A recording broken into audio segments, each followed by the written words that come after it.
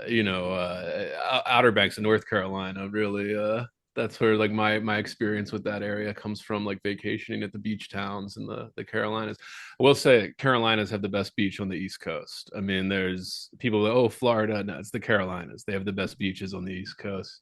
I guess that comes with the hurricane stuff and the OBX, right? They're always saying the ship graveyard or whatever, right there. The way the storms hit that coast just makes it. But yeah, I don't know. I always said that I love.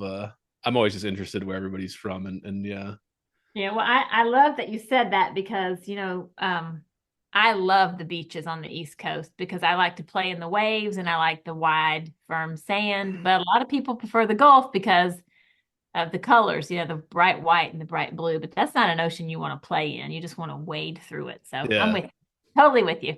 yeah. That I agree. I agree. I lived in Louisiana for a little while in grad school, and we would, it's like 20 minutes to the Gulf Coast, and it's not the same. It's not even close to the same with those beaches. Yeah, the beaches are always I'm from Baltimore, so maybe it's just my Mid Atlantic. I favor the the Mid Atlantic beaches, but yeah, even like West Coast beaches, yeah, they're beautiful, but yeah, it's not the same. I was like that. The Atlantic Ocean is the superior kind of relaxing beach option there.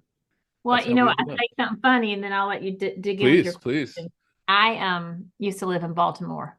Really? I When? did. Well, I'm not sure about the years. I have to give that some thought. I don't know what's going on with his background, but this isn't visual anyway. Uh I lived there from the time I was 4 to 7 years old. And my dad was a golfer and a salesman, Okay. and he was a very successful salesman with Johnson and Johnson, but his boss told him, he said, if I ever catch you playing golf on company time, I don't care how great your numbers are, you're fired. And one Friday, my dad got played in a tournament and he won it, and it got in the paper, and his boss saw it and fired him. That's how I became a Southerner because he found a job in Columbia, South Carolina, and we moved. Yeah, that's great. That's great. But yeah, all right, everything looks good. We're good. Yeah, I listened to some of your podcasts, so I Oh, kind of get the good, vibe good. for it. Yeah, I'm a little bit more intense probably than your vibe, but that's cool. That's cool. I We'll like that. Yeah, it's like we're going to explore that. Yeah.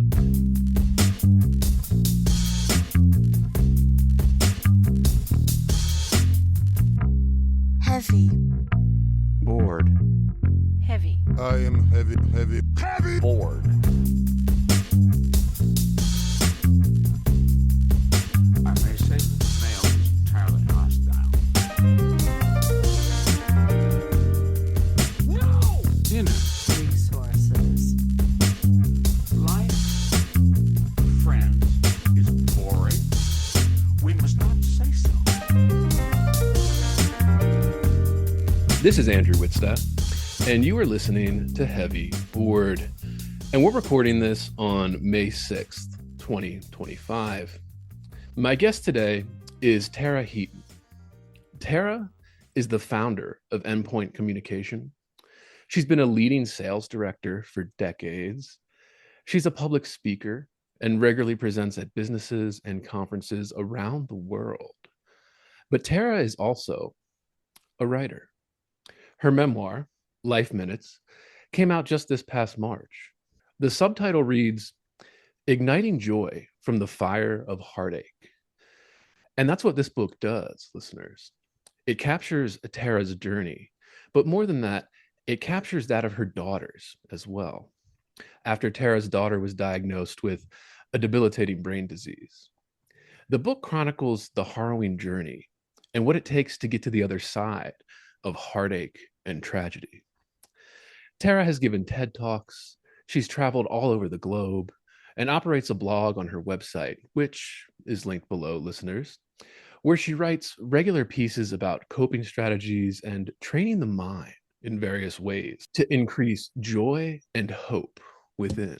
And she is here today to tell us the story of how this book came to be. Tara Heaton, thank you so much for coming on Heavy Board. I am delighted to be here. Thank you for having me. Of course, we're excited.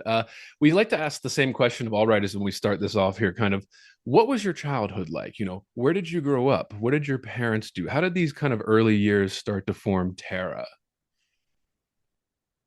Great question. I really have not given this a whole lot of thought until the past few years, quite honestly. And I grew up just kind of in a traditional setting, middle class family. But I had a mother who was so devoted to her children with such an extreme tendency to be an empath that we consumed her. And our happiness was her happiness, and our heartache was hers. It was her greatest gift and probably her most tragic flaw. And interesting, my father was the opposite of her. He was a very driven salesperson. He was a golfer. He was rarely at home. And when he was at home, I think he looked at his role as a father was to make his kids tough and make us fighters. And so that combination has left me with certainly some, I guess, what we call today little T trauma. Yeah.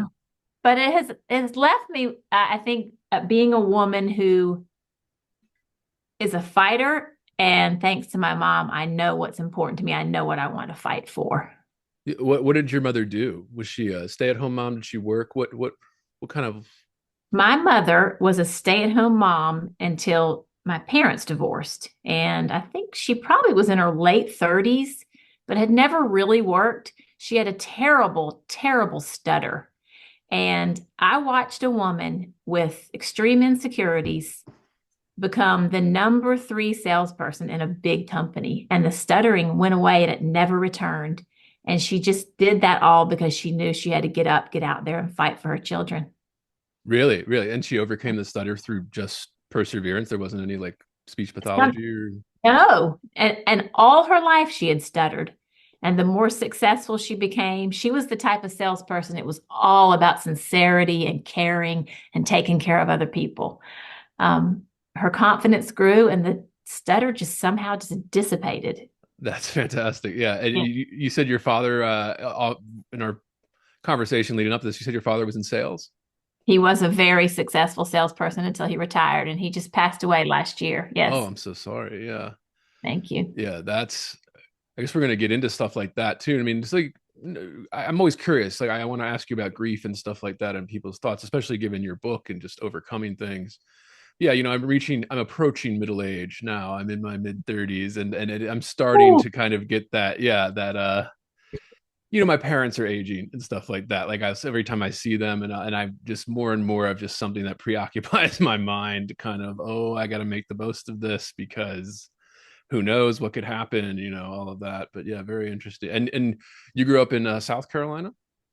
I did until I was 17. I grew up in Columbia, South Carolina. And when I graduated from high school, I packed my bags and I wanted to go to New York to become a ballerina. But my mother said, let's try Atlanta. So I was 17 and moved to the corner of Peachtree and 7th in a little, what they called back then an efficiency apartment. And I danced ballet every day and went to Georgia State in the mornings, but I abandoned the dream of being a ballerina and I stayed in Atlanta. Really, and most of my life has been in Atlanta, with the exception of raising my children in Athens, Georgia, and now I'm back in South Carolina.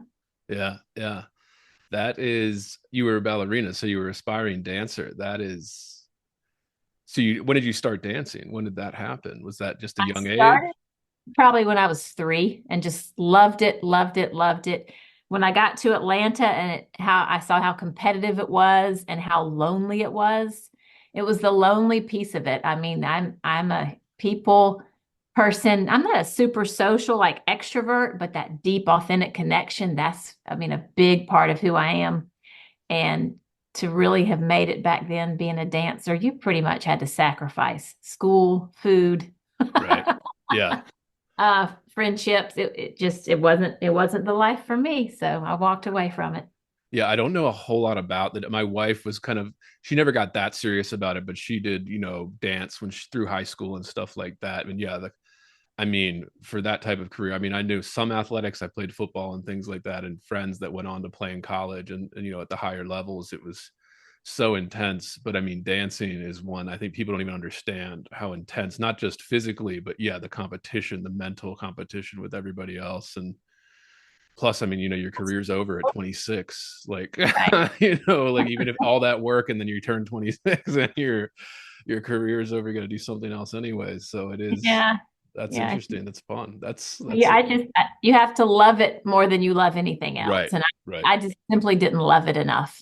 Yeah, yeah. Especially going to once you go to I like that story that you go to the big city, you wanted to go to New York. It's everybody wants, I wanted that when I was a teenager, growing up where I did, be like, oh, I'm just gonna get on the train and I'm just gonna go up there and see what happens. And I don't know. I mean, maybe it's something of like the possibilities of big city life or whatever. But when you're young and you kind of romanticize that, you don't know the reality of it. It's like actually everybody is they're willing to sabotage your entire career, right? They'll Right. take a bait, accidentally hit your knee with something, yeah, it is that intense. But the next question is always, when did reading and writing come into your life? Was that something you always did, something that came later in life? Yeah, when did reading and writing come into your life? Well, funny story. I wrote a book when I was in about the second grade called Purple Peas, and it was tied together with yarn, and I was very proud of it. And I thought when I was in second grade that I wanted to be a writer. And I majored in journalism, and I thought that I was going to be a journalist. And I spent some years in journalism, and I was working for a small Atlanta newspaper. It was called Atlanta Women's News, and I helped writing and editing, but I also had to sell ads. And I learned through that experience that when I was going to sell ads, it was the same kind of connection as writing feature articles, that you had to really get someone to open up to you and understand them and make a connection to make a sale. And I moved into sales because I got married, had a baby, and sales was making a lot more money than Right. journalism. And I really never returned to it. So until much, much later in my life. Yeah, that was something I wanted to ask. Yeah, like how you got into sales. But then you said your father was a salesman and stuff. It was almost like the family business, right? And then your mother got into it. It is one of those, sales is another one, like athleticism, it's there. You can get into it. It's not, the bar for entry is not super high, but to be Mhm. successful, I mean, but to actually be successful in sales, it is a grind. I mean, you have to hustle. You have to be constantly doing outreach, contacting clients. And a lot of people don't want to do that work, So if you're somebody that can do that work, you can be very successful at it. So yeah, I was curious, yeah, about how sales came to be in your life like that. It's interesting that writing led to it. Uh, Writing ad copy led to sales. Yeah, that's interesting too. Because I mean, I was an English major, I was an aspiring writer. And when I got out of college, like I learned very quickly that all you could do with an English degree, at least post 2008 kind of world, is ad copy. That's literally the only Yeah. jobs you can get that are actually going to pay you to write. Nobody else is going to pay you to write. You have to kind of Interesting. do that on your own. Yeah. I mean, you could hustle, like you could hustle and start pitching to all these, but I mean, that's the same thing. It's super competitive. There's a Mhm. whole lot of people that want to do it, or they want to say they want to do it. They want to dabble in it, dip their toe into it. But then, getting to that other side is quite a hustle. A lot of times you have to really sell yourself. I mean, all of that. So I just, yeah, I think, because I think it matters. The reason I ask all these questions, especially, is just because I think to be creative, there's creativity that needs to happen in so many different professions. Even the sciences, people are like, oh, the hard sciences, you're a doctor, you're just following the facts. There's still some imagination, some creativity in how you're going to do this, how you're going to come up with a solution, how you're going to treat this thing. Like there's still that inner, I don't know. I mean, I just like to expand it broad like that. The Well, next, please. spot on, because in the world of sales, at least in my experience, and now as I coach people, a lot of people have to give those presentations and they need to stand out in a competitive world. That is all about being creative. And that's the part of it that you say it's a grind. Anything we do, if we're going to be successful at it, I feel like we're going to grind, Yeah. but it should be something that you're passionate about. And I'm very passionate about sales with authenticity and honesty, not the whole bait and switch side of sales. And you can be successful that way, but that was never me. It was more about taking care of people. Yeah, it's interesting too, because most people, they feel their experience with sales, like you obviously did it at a much higher level where you're selling kind of, what do they call it, B2B almost. You're selling to other businesses, right? Like, but like people's experiences, like, oh, buying a car or going into like a fancy department store or something, and then the salespeople are like they almost feel pushy because they're there's commission or whatever they're trying to push for, but the most successful salespeople are always the ones that don't make you feel that way, that don't push stuff on you, that aren't trying to upsell you. Oh, get the undercoating on the car or whatever, people like have a bad taste in their mouth when that happens. Absolutely. I just saw something recently. It came across my, of course, it's always the algorithm that shoves it in your face. That Rory Sutherland guy who's like that British marketing guru or, markets himself as that. He was saying something about the most successful car salesman in the UK or something. The reason he was so successful was because he did that. Like, he would tell people, you don't need this speaker system or whatever. I'll save you 10 grand right here, honestly. And like people, because of that, people came back to him. So when they bought their car from him initially, they came back a couple years later to buy another car from him because they trusted him. You have to establish this trust, and there's a creative way to do that, tap. And I want to get to your whole program on that, but yeah, very, very interesting stuff. The next question we like to ask are, what were some of the first writers you were enamored with, or who are your go-to inspirations or idols in the literary world, or who inspired you to write a book like this? We can broaden it even further.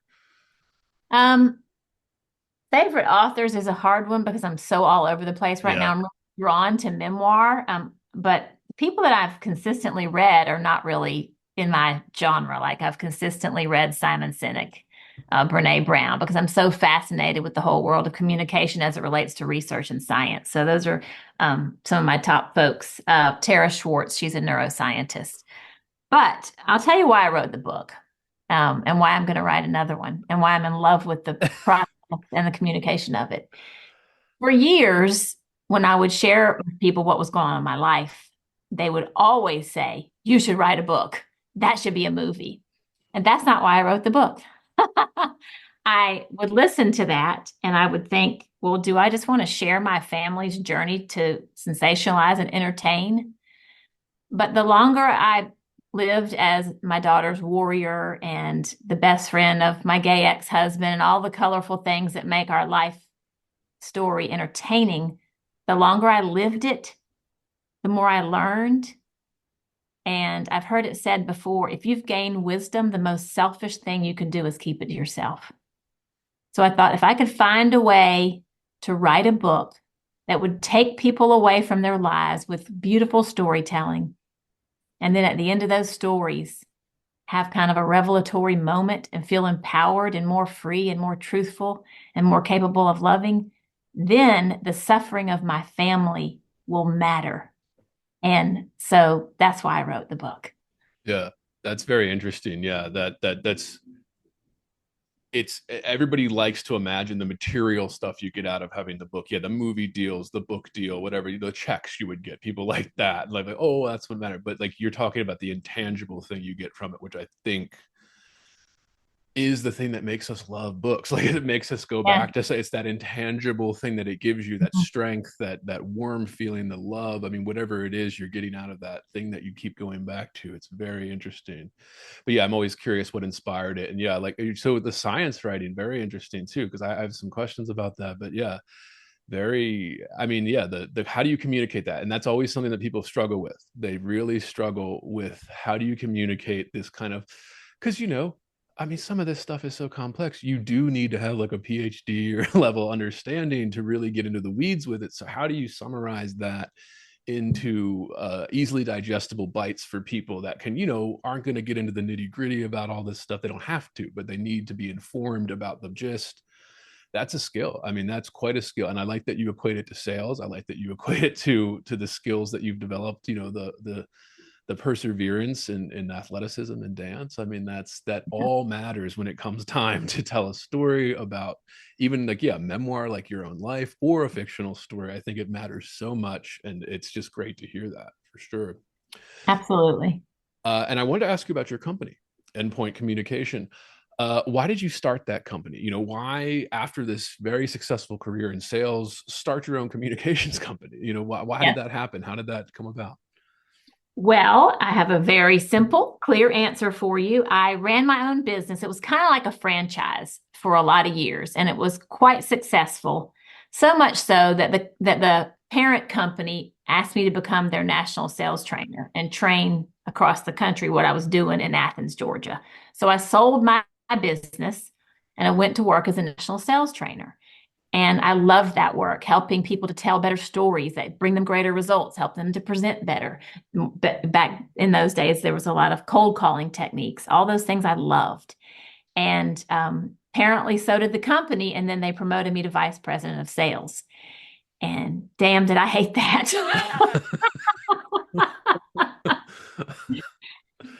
All of a sudden, this very creative, passionate trainer, for lack of a better word, was someone actually threw a book at me that said Excel for Dummies. And I saw what all the pieces that really make a corporation tick. And Andrew, it's just not for me. I understand why I have to do all this reporting and budgeting and managing and firing and hiring and tough conversations. I hated it. What I love to do is help people to communicate more effectively so that they can get what they want out of life. That's why I started On Point Communication. Yeah. It's always, I love that story because it's such an American kind of, you reached a pinnacle in this career. It's very successful. From the outside, it'd be like, oh, this is so great. What are you complaining about? But then you have this thing that inside of you that's calling out and you're like, actually, I really don't like this. Like, I really don't like this. I want to do something. I mean, I think that's all entrepreneurs, or they'll find something that they really like, and then they'll how do I bring this to everybody? And then the money kind of comes, or the success kind of comes after that. But yeah, I was just curious how that led to it. I guess we just always doing this kind of, I guess so in that field, you're doing a lot of presentations, a lot of communicating, a lot of reporting to, shareholders, the board, your bosses, customers, everything. And it kind of just a natural next step to go to start a business like this. I don't think for most people, a lot of people love that corporate setting. It just isn't for me. Like, I've always had a little bit of a rebellious nature about me. And if somebody tells me how to do something, when to do it, and where to do it, I'm going to push back. I've always been a bit of a rule breaker, only the bad rules. I don't break good rules. I remember the general manager, I reported to general manager, and I cannot tell you how many times he said these words to me. Whoa, horsey. And if you know anything about me, if you read my book, you will know that don't tell Tara, whoa, horsey. More a little bit like lock arms with me or get out of my way because we're moving. Yeah. That's interesting too. Kind of the drive, and it isn't everybody. Yeah, it isn't everybody, but there is this. I like that you said rebelliousness. It's one. I think it's required to even write a book.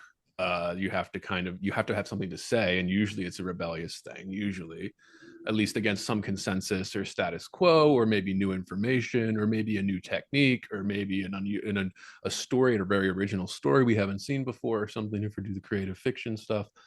And I think that it's required. It's required to even have something to say. You have to kind of be, I don't think so. Like when somebody tells you something like, oh, this is how we do it. So, well, that's not what we're doing. Yes. I love that you say that, because one of the things that I teach folks to do is when you have a presentation to give or you're ready to tell a story, ask yourself this: what belief are you challenging? What myth are you busting? That's the mindset. What problem are you solving? That was more common, but ask yourself what people to believe to be true and how you see it differently. And there is a powerful story in that. And yeah. Yeah, absolutely. Absolutely. And this brings me to Talk to the Brain. Yes. What started this, and what is it for listeners? Give us an overview, and then how that came to be. Yeah, thank you. I love talking about it. So thank you.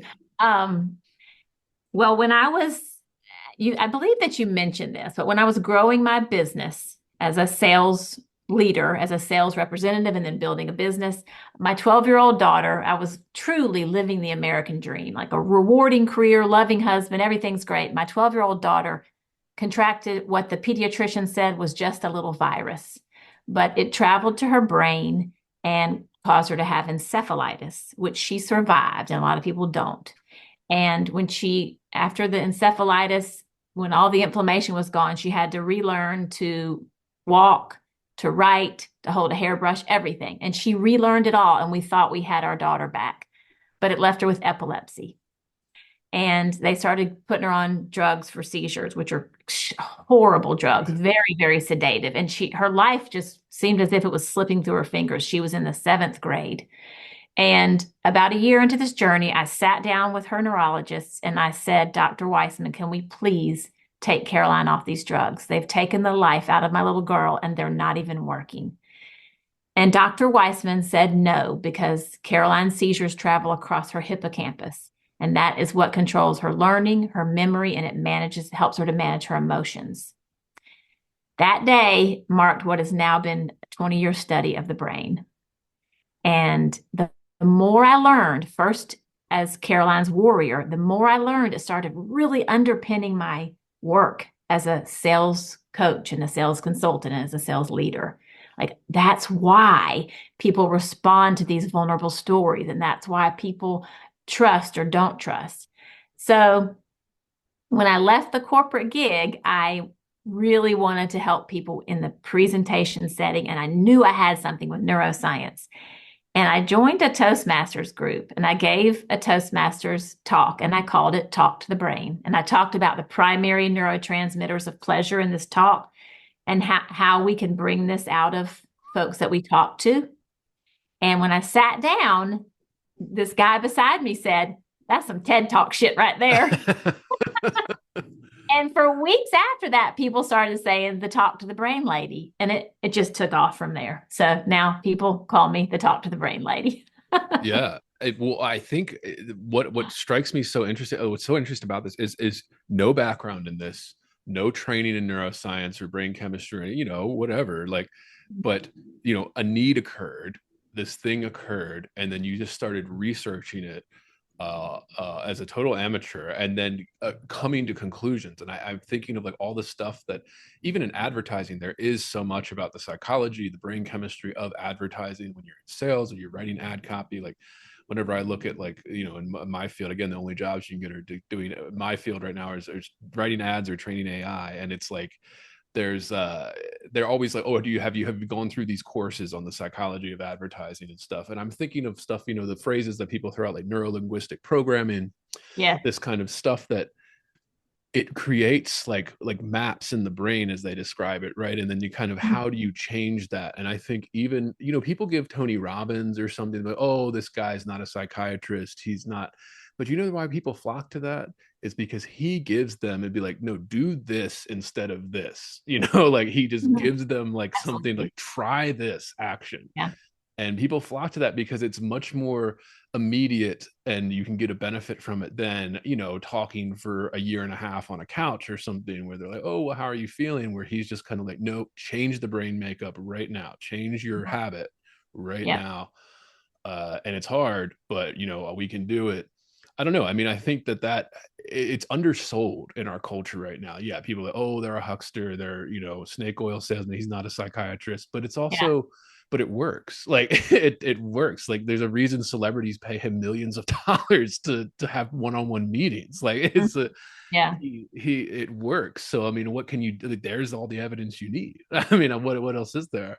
Well, I want to touch on something that you said. Please. Because, I used to think, well, maybe I want to get a degree in this. Maybe I want to get a neuropsych degree. But I don't. And I'll tell you why. It's not neurolinguistics either, because it's not really about helping people to change their brain. While I've studied it and I understand it, why it has become powerful for me and why it works just based on my research is I teach the strategy of storytelling and of clear, effective communication first, and then I can back it up with neuroscience if anyone's interested. I used to do it differently, Andrew. I would tell a lot about the science of serotonin and how to generate that in the minds of others. That bored a lot of people. But for the people that want the proof and they think it's cool and interesting, oh, can I tell you why a clear, compelling, strongly formatted story is going to get you better results? I can tell you the neuroscience behind that. So it really gives proof to what really in the world of storytelling, which is what I specialize in, it gives a lot of proof to what I always suspected to be true. Right. Yeah. And Yeah. that's what I think is I was trying to get at. Yeah. The suspicion that leads to be true, like kind of, I even like, this is kind of unrelated, but I like Cesar Millan and his dog training. He calls it dog psychology. And he always says in his books and stuff, and I had a problem dog for a few years. So I was, looking for things to help and train, and that worked. But he always says, I'm not a scientist. I don't do studies. He's like, I have these intuitions about it, kind of. He's like, and then a study will come out a few years later that kind of prove that my intuition was right. Like it kind of, you don't I mean, you need the study to be able to prove it, but like in your own brain, you don't need a study. Like you just need to reach a certain point. This is my hunch. This is what I'm feeling. And then all of a sudden it comes true. But yeah, that's interesting too. I have questions about storytelling too. And I think it's only recently too. I mean, I don't keep up with psychology like as much as I do, English and literature and stuff, but it's just recently are they started even in like marriage counseling and stuff like that. They're storytelling. It's like, what stories are you telling yourself, where they ask you that kind of question. It's very recent that they started doing this. At least, most therapists or whatever. And like, Yes. what are you telling yourself about them? What are the stories? Oh, if you're telling yourself this story, it's always going to be that. But if you change the story, it can change other things. So I mean, I have questions about storytelling and your techniques for that too. But this got into this talk to the brain and all that messaging. It's what your entire company is focused on. I wanted to ask you, why is messaging so important? And what's the difference between messaging and advertising, or is there a difference? Wow, that was a lot of questions. I know I have long questions. I'm sorry. Yeah. Yeah, that's okay. That's okay. I want to back up just a moment and clarify why storytelling, because I do help speakers and I help leaders to lead teams and I help teams to connect more deeply. And a lot of this is through the work of storytelling. And the reason why it is so powerful is because what stories are our life experiences. And when people understand that every life experience, when we commit it to memory, and this is where some of my training has come in, when we commit it to memory, it is because we learned something from that experience. And so to be generous to other humans, we should identify what it is that we learned, rather helpful, negative, positive, what I want to be, not what I want to be, and share it forward. And that's where some of the, not only the art, but really the science and the sport of it is. There's an effective way to tell a story that makes it memorable and makes it repeatable, which helps people get better results for their company or for their sales or with their teams. And there is many crummy ways to share a story. People seem to think that they need to learn to tell, and I'm doing air quotes here, their story. And I always say, you do not have a story, nor do I, nor do any of us. What we have is a journey, and it is decorated with hundreds of stories. And the more relatable those stories are, the more powerful they are to the audience. So it's not the horrific journey of my daughter's brain slowly being impaired by seizures. It's the emotions that I faced during that journey that are relatable to so many people. Anyone who has the capacity to love can relate to not my journey, but all those moments of all those feelings. There's so many stories there that can make a difference. So I'm not sure I even answered your question. No, it's fine, because I think that's, it's a theme on this podcast that I've been obsessed with stories. And I think even the myths, the mythology that makes up, we can make it real easy. We talk about like Greek mythology or something, but I think even American mythology and stuff, like things that I feel like American culture and stuff like that have been under attack's a strong phrase, but like people, I just feel like there's trying to rewrite the stories that we told ourselves about our country. I always use the founding fathers as an example, just because everybody knows them and stuff like that. Like the stories we told, they're not even really true, like kind of like mythical stories, but it helps us to create this bond between people that we don't even know. Like, oh, well, we're all American. Well, what supports that idea that makes people, satisfied with that answer? Well, it's this myth making that we did, these stories that we tell each other about Absolutely. the land, like the institutions, the kind of, and I'm just so obsessed with that because it's so powerful. It really is. And out here in Vegas, there's this bus station kind of advertisement I see all the time I think it's for an ad company, but I'm not entirely sure. But they always say tell better stories is like their slogan, Mhm. and I'm always thinking like, yeah, of course they don't tell one in the ad, but I'm just like, but that is the key to it, right? Where like if you give people a story that like hits a certain spot, and like you said, it doesn't even have to be the specific details that line up with your life exactly or something like that, but it gives you that feeling.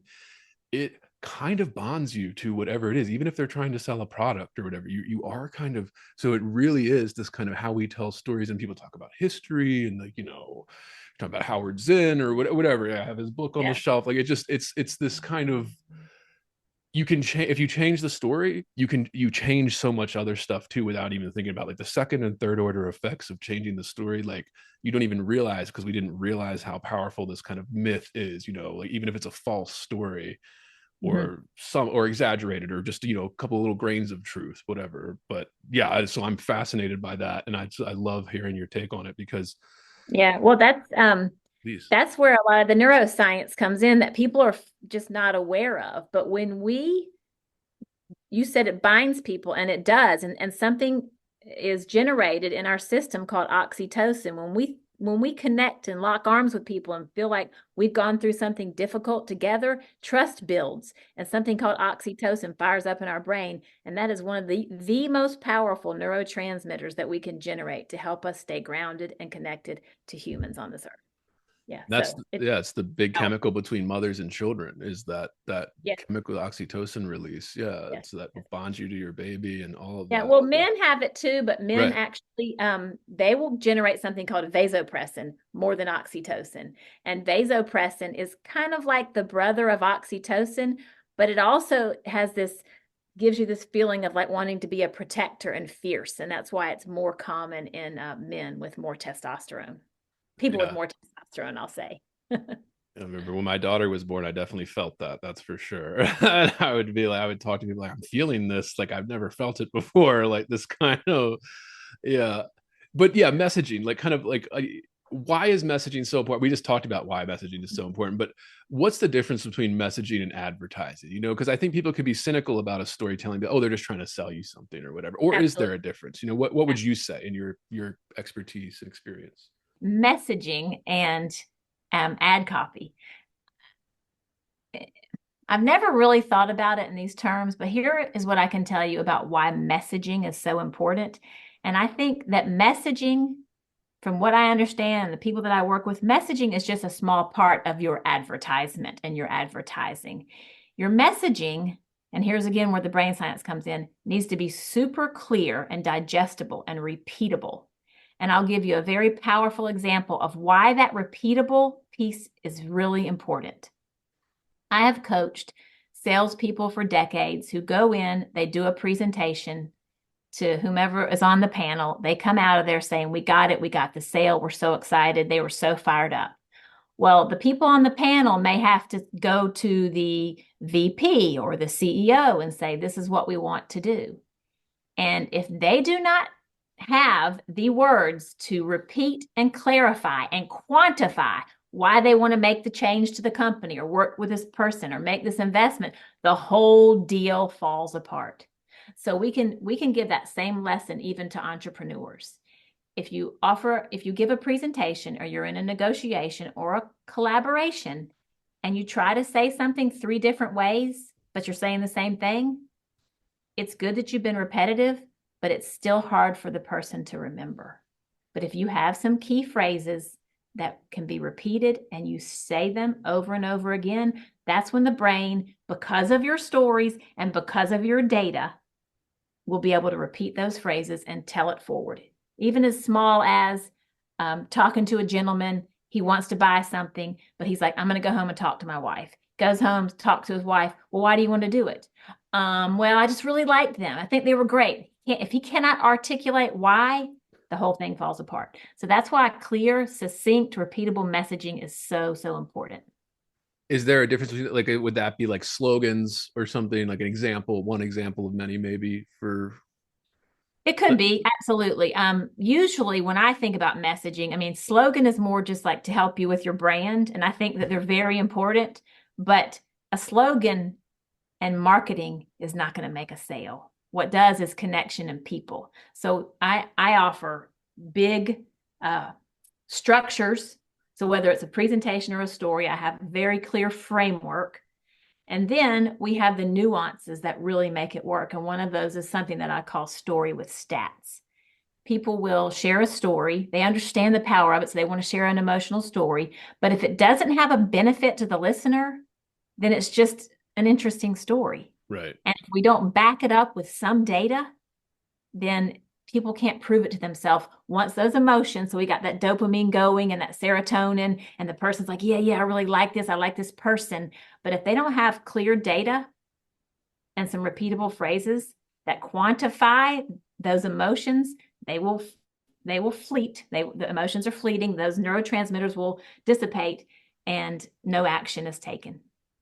Yeah, that's interesting too. And I mean, I think of something like this is something politicians try to do often too, where like if they want, they're, obviously speaking on behalf of whatever they're trying to get passed, they'll pull up some example. Yeah, a story with stats example, kind of like, oh, look at this person. Here's the stats. This is why we want to, I mean, it's kind of like a messaging advertising thing where they're trying to get you to buy into why it's happening, what they're doing. And of course, everybody has their own take on that, but it's also, just this tool for it too. So I'm interested in that. And I think of, I like advertising. I'm not just because I've worked in it and stuff like that. I do believe in the kind of art of advertising, the kind of, I love, the Coca-Cola Christmas packaging or something like that's an advertisement. Like the commercial, like, does it make you want this product? Does it make you say, I need to buy it? Like, I want that. Or does it make you think about what it tastes like? Cause you've had it before, Coca-Cola or something like familiar, big, iconic product. I don't know. I think that there's a real art to that even. And like you said, kind of the difference between what the message is that's actually getting into the person's head. It's not necessarily the specific ad copy or like what's being said in the ad. It's the amalgamation of everything in the ad. That's the message that you're getting.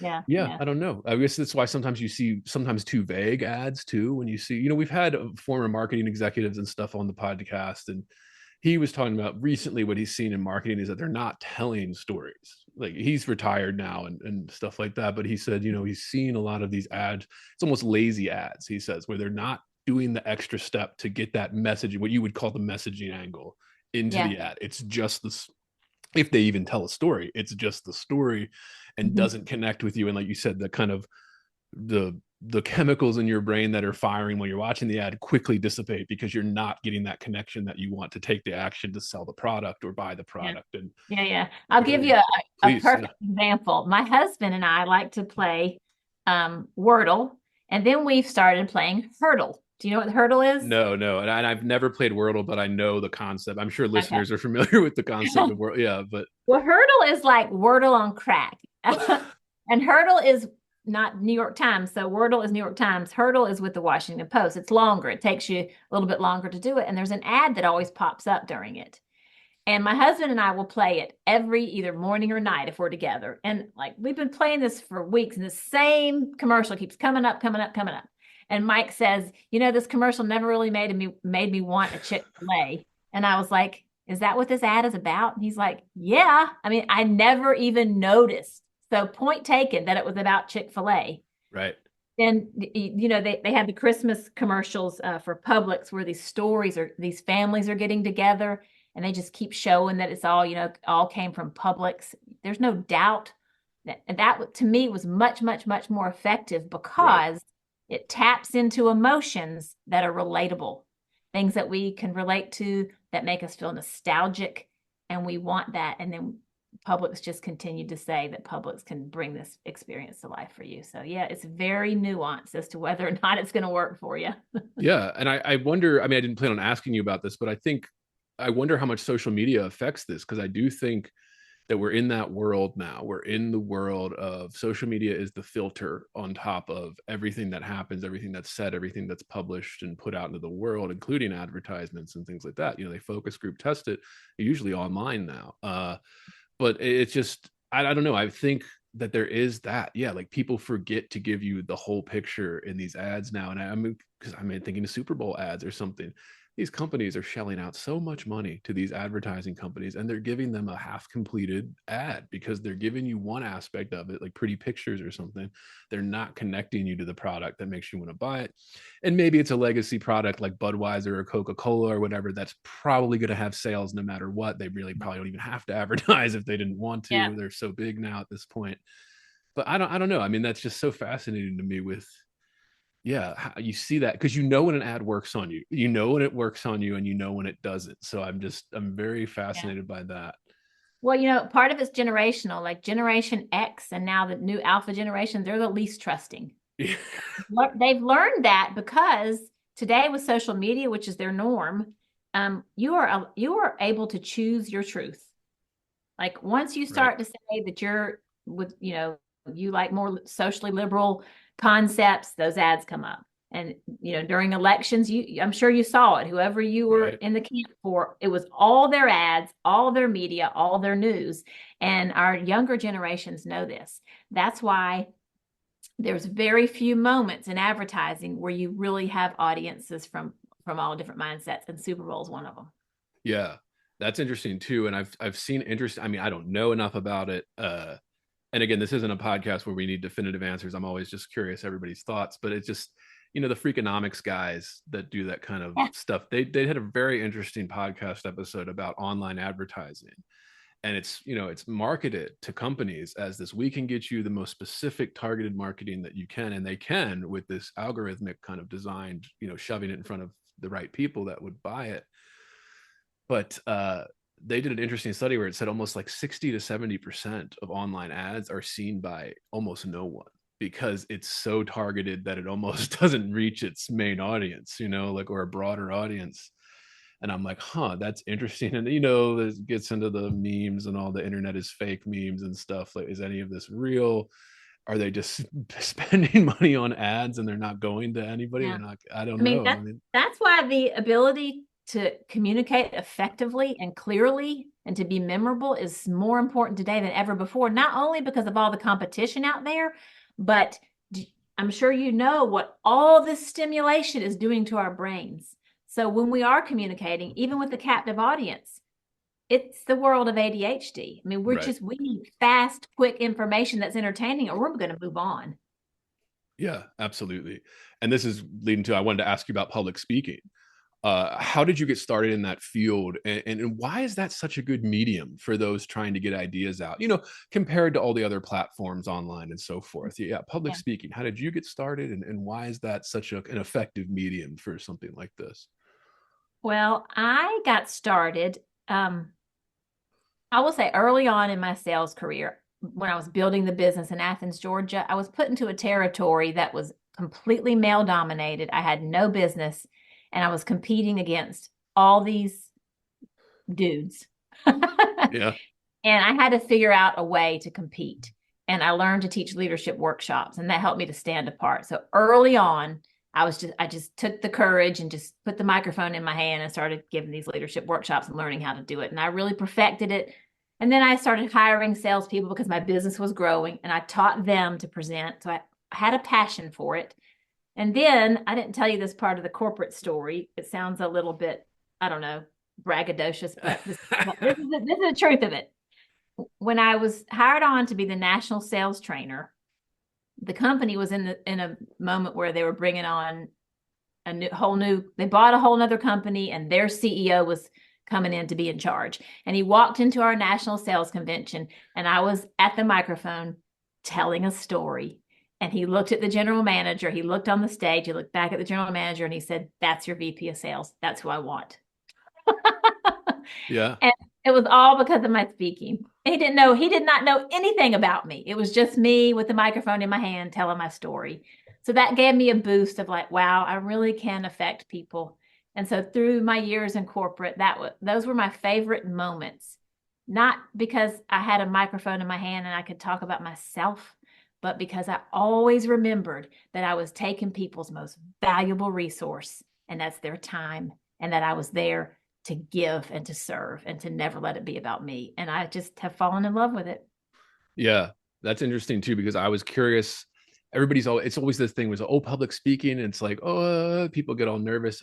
I've always been, not that I'm great at it, but I was always just kind of natural for me. Like I was fine standing up in class, or, I was a teacher for many years. I taught college for about a decade, and I was, you're giving a presentation, public speaking every day in that setting. And like, it was just always something I never had an issue with. Yeah, readings and stuff for my creative work, like when I would do it, like I put on a performance almost, and like people would be like embarrassed to go after me, and I was like, yeah, you should be, because people are, they don't want to they don't want to sit here and look at you like read something nervously off a piece of paper. Like Yeah. they want to be presented to, like, I don't know. So I'm just curious, because it is a skill that you can learn. And I like that you said that, like, you went to workshops and improved on this thing that you were kind of naturally already inclined to do. Yeah. And you can learn these certain skills. And people talk, they talk about politicians, and again, I hate to keep bringing up politicians, but yeah, the ones that are really good at public speaking, right away, because they are so good at answering a question, they are so good at keeping your attention, they're so good at not getting angry or hyped up or something. They're just very, like, and obviously they've had training, they've had media training, they've had public speaking training and stuff, and it is something you can do, but not everybody wants to do it. Yeah, so I like how that got in there, how you got started with it and all that, because I mean, that's the business, right? Is you're going around and you're presenting these ideas to people. I'm just, yeah, I'm fascinated by that, and how you kind of, you sell yourself. And I think about this for writers, I think about this for entrepreneurs, and even, in the internet age, content creators, air quotes, right? Which I guess I technically am one of those now, Yeah. but it's Yeah. yeah, I mean, there's a constant need to sell yourself in today's market in some way. So I mean, if you can't present yourself or your ideas or your company or whatever you're trying to do in a way that reaches people, I mean, you're way behind everybody else almost. You're never going to get out of the rat, the pack of rats trying to do Yeah. that. So Well, I'll tell you something. You mentioned that you have never had a problem speaking, and that it feels comfortable to you. That type of mindset makes you my most challenging client, because the folks that aren't nervous and that pretty much think, yeah, like I get this comment a lot, and I quote, I don't mind speaking. I want to coach people that can't wait to make a difference to the people that are listening. And that makes you a little bit nervous. The people that are super comfortable are oftentimes the least coachable. Because they kind of see it as, I've got this. right. But if you really look into the very best speakers, for if anybody is listening to this and they want to get into speaking, the very most effective speakers have a coach, and they practice, practice, practice, practice. Whereas I think that we think, oh, I'm a pro. People even say to me, oh, you don't need to practice. You got this. My husband, he's like, oh, you got a speech coming up. He's like, you know how to do this crap. That's what he calls it. He's a Right. German engineer. Yeah. And I'm like, yes. And I'm going to give it all I have by practicing and practicing and nailing those phrases and making sure that the messaging is clear and effective. And so, yeah, it's a lifelong practice for me. Yeah, it's interesting because that's something I discovered in grad school. Yeah, where I would, in college, I could just wing it, sure, and I'd be like, oh, it's not a big deal. But then, like, when it mattered more to me, even for something like this, where it's like preparation, yeah, I always tell people, even like, oh, you're nervous about reading your own creative work or something, or you're writing an article and reading it. I'm like, practice in the mirror. I mean, this is, you try it. I mean, you're not going to Yeah. get better by not practicing. But yeah, for me too, one of my everything has to be written down. If I don't write it down before the process, I'm going to forget it. I'm going to forget to mention it or say it, even if it's just a little note or something, and then I can expand. And then of course, you always leave it open to have place where you can go free range off script and stuff. But yeah, that's interesting too. Yeah, I tend to be. I think you're not the first person. I think I've had many mentors who be like, you're kind of hard to get through to with some of this stuff. Yeah, I'm not saying that's true about you, Drew, but it sounds like you put a lot of effort into your speaking. Like I try to. Yeah. That I can wing it because I'm a pro. Right. I'm just going to wing it. I'm a pro. I don't want to be scripted. I just feel like that's not honoring the audience. That I always compare it to professional sports. Is like, we like it when it looks like you didn't try. When it's like, oh, it's very sexy when it looks like you didn't put any effort into it. But like, that's not possible. You're not going to have anything be very good without putting effort into it. These athletes look like they didn't put any effort into it, but every single day they're putting effort into it. So it is, that. But it brings us to, I wanted to ask you about this phrase that I saw on your website and stuff like that, actionable energy. It's the phrase on your website describing your public speaking style, but I was intrigued by it. And I wanted to ask, what do you mean by that, actionable energy? Because I think it's a great phrase. I like that phrase for a couple reasons. Is a lot of people promise to energize the audience and they're going to be all inspired and motivated and fired up. And those are all great things. But if there is not clear action, then all that energy, all that dopamine and serotonin that they're feeling, and even potentially even adrenaline, if you're great, it's going to go away and nothing will change. And when people bring in speakers, they are looking for change. They're looking for a commitment. They're looking for change. That's where the actionable piece comes in. Like, I tell big stories, I make points, but I'm always going to pare it down into something really simple and clear. As I mentioned, that's repeatable, that people can act on going forward. Yeah. Because it is something I think no one thinks about, where it's like, yeah, you think of that energy or you hear a great speech. Even, I'm thinking of like, I'm a literary person. So the big famous DFW, this is water speech that he gave at Kenyon College in like 2002 or whatever, kind of, I don't know, like it inspires you when you hear it. And it's like a very heartfelt, good speech. Obviously, that's why it's so famous, especially in literary communities. But like it does, do you actually do anything after hearing it? And I think about like expanding that to all college commencement speeches or something. A lot of times they're great speeches. They're great, inspirational. You feel good, leaving the auditorium or watching it on YouTube or whatever. But then do you actually take that into account? Do you actually start doing the practices that are preached in that? And most people, no, they don't, like, why would you? So that's the key difference. And I was just curious about that. I like the phrase though. I like coining phrases, and maybe that's the writer in me and stuff. I really, really like that. Another one I want to ask you about, speaking of phrases, neuroeconomics. What is that? Explain it for listeners and how you use it.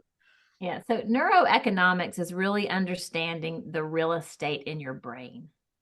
And so once we understand the way that our audiences, our listeners, our prospects, our family, anybody that we're communicating with, once we understand the way that their brain processes information, we can be much more effective.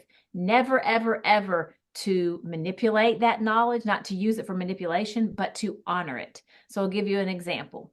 I'm sure that and people hear that we are, as a culture, becoming increasingly addicted to dopamine. Well, rather than being angry about it or fighting against it, we need to use our knowledge of neuroeconomics to honor it, to lean into it. So what does that mean? Because people are addicted to dopamine, that means we need to be very unpredictable, very novel, and very succinct with our communication. So it's just the ability of understanding the way the brain processes information and then using that knowledge to communicate more effectively. That's interesting too, because neuroeconomics, like when you hear that phrase, I'm just like, oh, brain chemistry, but it is this kind of, maybe it's that kind of that psychological trait. Like we said, what stories are you telling yourself? What are you spending the energy thinking about? Like if people talk about anxiety disorders, again, that's the effect of this dopamine culture. Yeah.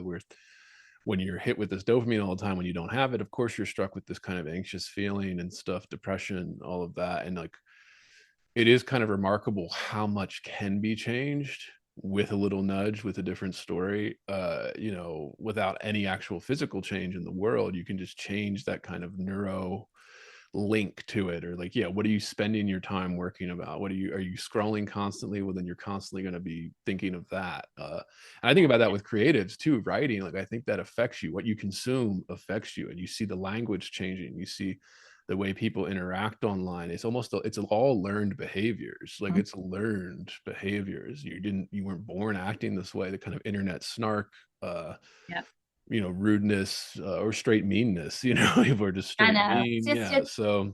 It's a whole other world out there. And a lot of it causes us to not lean into neuroeconomics. That's not my. If you're hearing this, it's because you are listening to the free public feed of Heavy Board. To get complete, uncensored, uninterrupted, full access to this podcast, become a subscriber at patreon.com/heavyboard. That's right.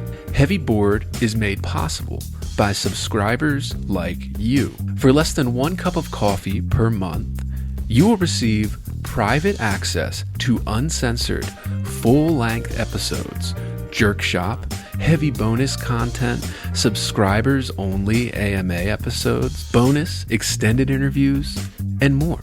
Come join the conversation today at patreon.com/heavyboard. Term, by the way. I mean, it's kind of a newer term, but it is because neuroeconomics is driving business strategy today, big time. And if what we want to tend to do is to talk people out of what they believe to be true. And that's not the most effective way to communicate. The most effective way to communicate is to seek to understand, to remain curious, to really try to understand someone's perspective, and then use that understanding to find a way to come together. And that's when we build something called serotonin. When someone feels validated, it feels good to them, then they are open to listening to us. That all is part of neuroeconomics. Yeah, absolutely. That's fantastic. I do, and I'm moving on to the book here. I did want to ask, so why write a book? What drove you to pen a memoir about this, especially given, your successful career, your business and all that? I always joke, writing books is a terrible business model nowadays. What drove you to write a book, and like how that came to be? And, I'm glad that you brought up the business of it, because if I would have written the book as part of my business strategy, I would have written a different book. I do have a Talk to the Brain ebook, and at some point I will update it and publish it with my business. But that's not this book. This book is a story of a family that lived on, and it's mostly a story of a mother that truly lived on the energy of love. And it's a journey of my running a business, trying to manage a family, learning so much based on what I was studying and what I was experiencing of how to show up better, more closely aligned with the person that I want to be, person of my values. And I'm still learning that, and I'm still growing, and I'm still wanting to do it. So again, I wrote the book truly because I think that the story will empower people to be more truthful, to be more free, to allow themselves to live in love and joy, even through the darkest of times. And particularly mothers do not allow themselves to do that. They think, I don't know if you've ever heard this term, but you're a father, right? Yeah. Yeah. Parents will say, I'm only as happy as my saddest child. And what that means is, I'm going to not allow myself to ever celebrate this life until all my children are fully happy, successful, independent, no pain. I mean, it's an absolutely debilitating mindset.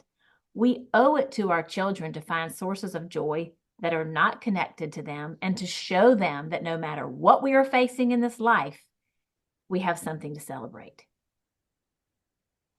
Yeah, that's, I mean, with children too, especially, I mean, it's always like, I mean, my daughter's young, like she's not even a year old now, my first, but she's, I don't know. I mean, I do feel this, I mean, how do I describe it? I mean, I always say, like, the psychologist Jordan Peterson, who I'm a fan of, he would always say, having children, he would say, is a third of being alive, is like 1/3 of what it means to be alive, like in the world, to be human, because it really does open these things that you never thought of before, that you'd never even really felt before. It unlocks something in the brain, like when we're talking about all this kind of psychological stuff. What drives sales? Well, what drives love? What drives this bond that you feel? And maybe we could get cynical about it, it's oxytocin, or it's this chemicals stuff, and it is that, sure, but it's also like, I don't know. I mean, I like to romanticize things. I think we're a total lack of romanticizing in our culture right now, that we need to romanticize these things like love, like you said, energy.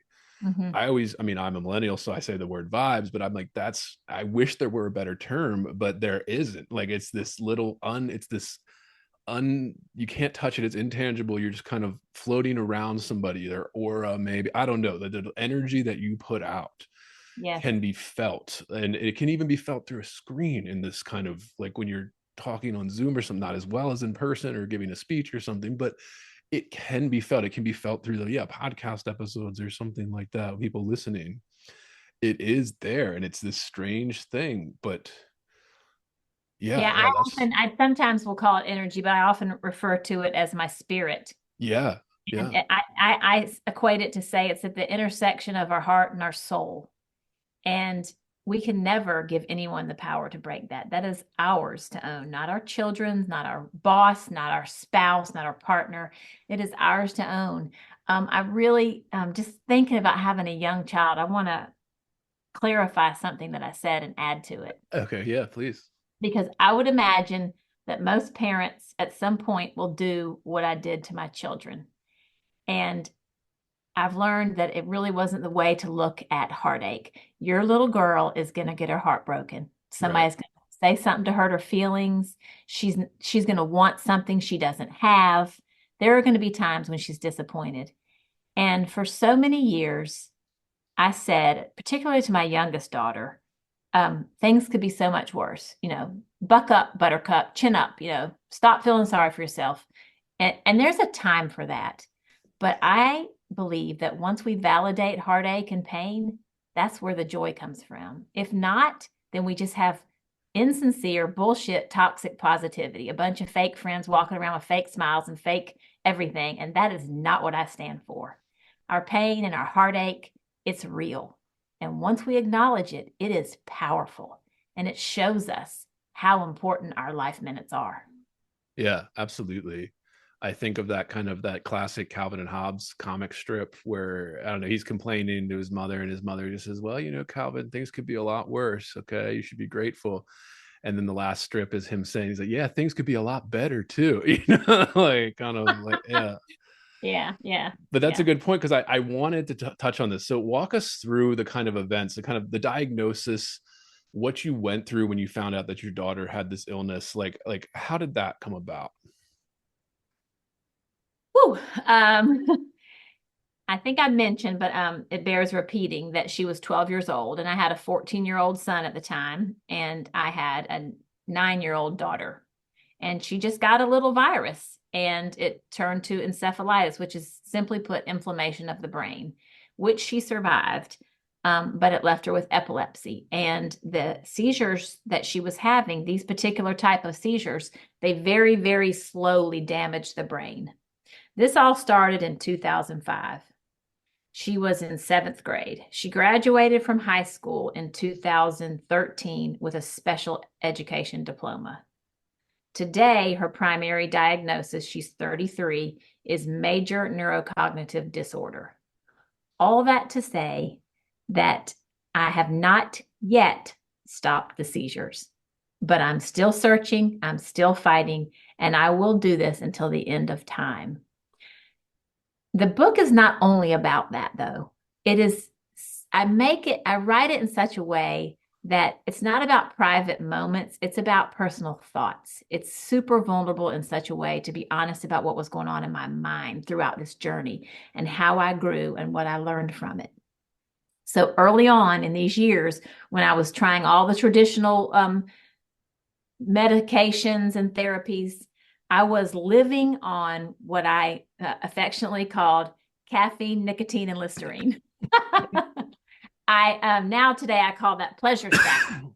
But we do that today with social media and video games and sugar, alcohol, marijuana, all the things to take us away from facing what is going on in our life. We are just in constant distraction mode. I call it pleasure stacking. And there's something that's micro pleasure stacking. There's also something that I've coined a phrase for, I call macro pleasure stacking. That's like charging after the big goal, the next promotion, the big house. Well, I was charging after stopping seizures. And I share all this to say that early on in the story, I was living off that energy between the caffeine, the nicotine. Actually, what it was cardio. I was a cardio person, smoking cigarettes and living off caffeine. That is a death wish. And I was determined that if I would stop Caroline's seizures, I could put our family back together like a Hallmark movie. What a load of crap. And so I learned throughout this book to accept the heartache of what has happened to her brain, accept that my son was becoming an addict, and respond to that So today I accept the journey of Caroline's warrior, but it does not define me and it does not ruin my capacity to love and to be truthful and to be free and to be joyful because I'm on this journey. There's little wins along the way, there's disappointment along the way, and it is a part of me. Yeah.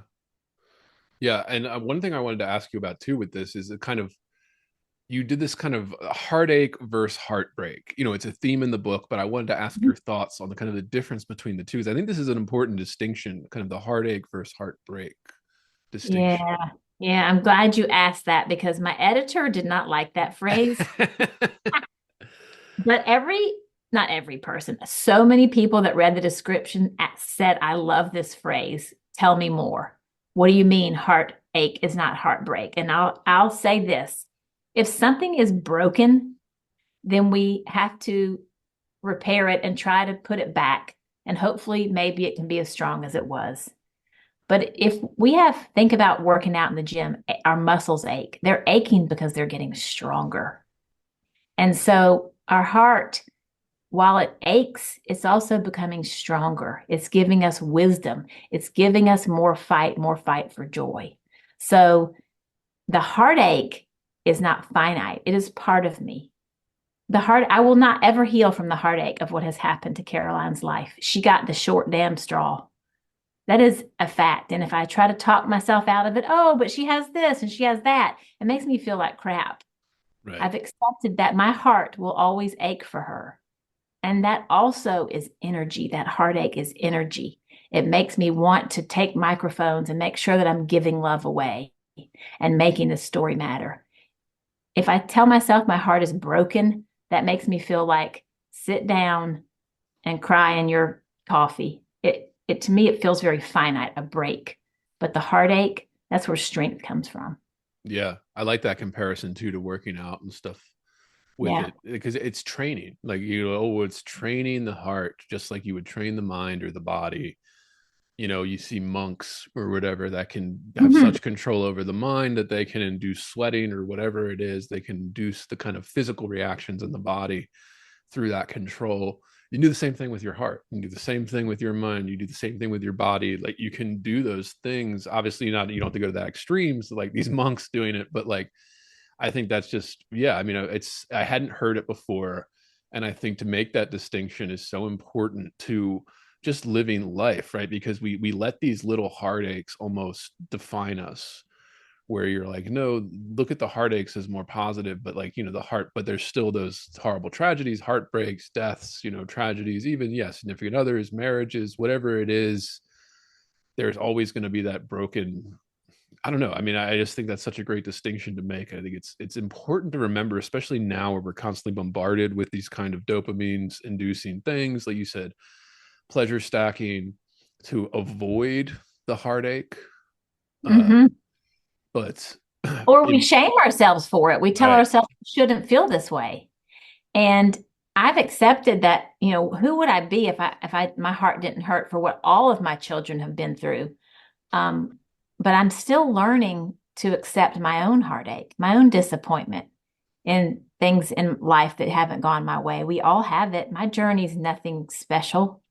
But what I've learned from it, I truly hope that it feels like gifts to others. And I hope the book entertains people and makes them laugh along the way, because I love laughter. I want to ask you about that too. Yeah, because it's part of your love, importance of laughter and stuff. But yeah, I think, yeah, this kind of what we get from this, I don't know. I mean, the way that we take ourselves out of it. I mean, I always say, like, the human brain, like, there's this obsession with trauma in our current kind of culture, the psychological studies and stuff.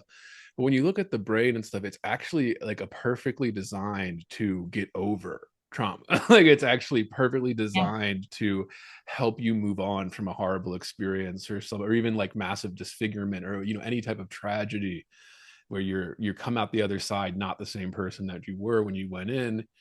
It's almost set up perfectly to help you along that way. But it is not that it's easy to do, but I think something like you make that distinction will help people along that kind of, you can get over that. You can move on. Like, it is possible. You don't have to dwell in this area, accept it, but you don't have to make it your whole life. You don't have to define yourself by this thing, because you can move on from it. You can get to this point where you're content, and even beyond content, very happy. Like, you Yes. can get to the goal everybody wants. And I want to get to, please It, go on, it, please. it feels, it feels very cognitively dissonant to say that we need to have gratitude for our trauma. I can't find any gratitude for what Caroline has been through, but I Right. can for what my son's gone through and my younger daughter and what I've gone through. I can find a reason to be grateful for all of that. And that is a bit of a Zen Buddhist mindset, but that is what gives me great peace rather than saying, poor me, why this happened to me? Look at my friends, look what they have.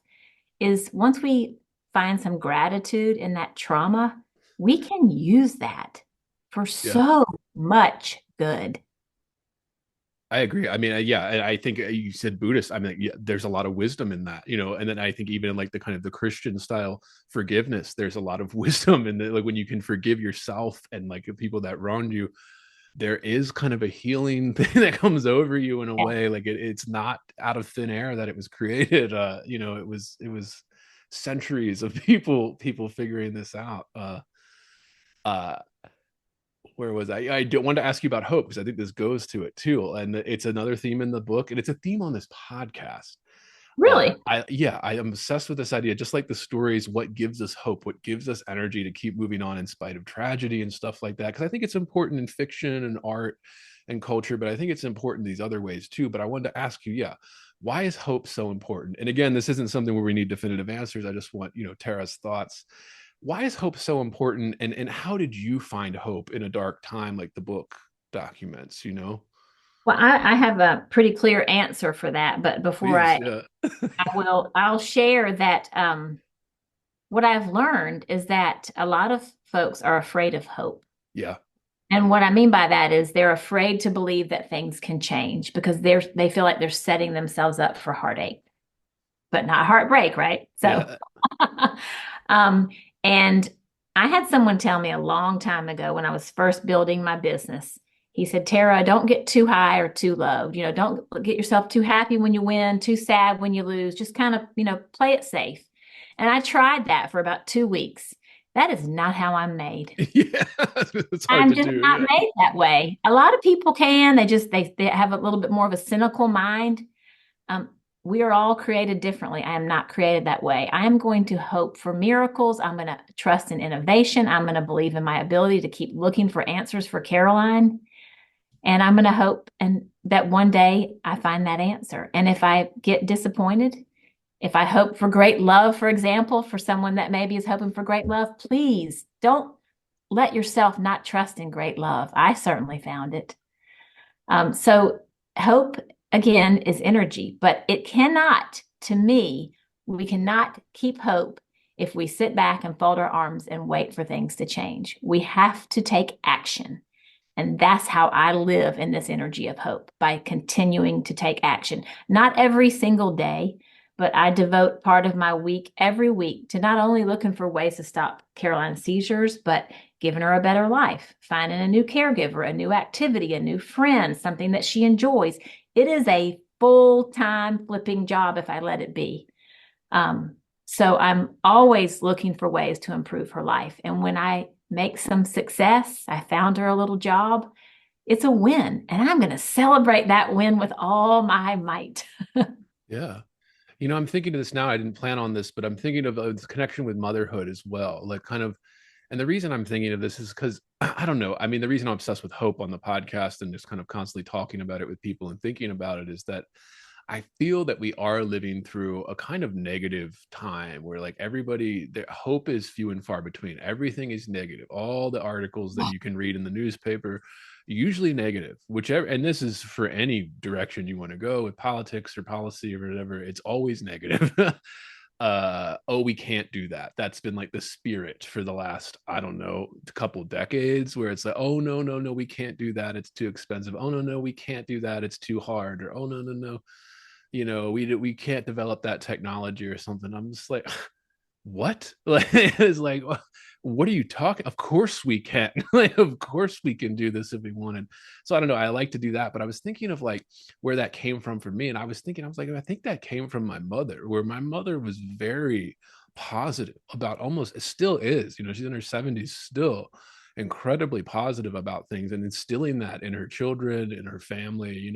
So I don't know. I was just curious to ask you about. I don't know. You think motherhood has any type of connection to that? Like, almost being like, I mean, I'm not talking about gender roles. I mean, well, we could, but I'm just like the mother kind of providing this kind of, again, like this kind of intangible energy around the family, like this hopeful, well, let's look on the bright side, or even just something small like Mhm. that. I don't know. Whereas like, not that, my father was negative or anything, he never was, but it was just, I don't know. I mean, just your thoughts. I'm rambling now because I didn't prepare this question, but yeah. Yeah.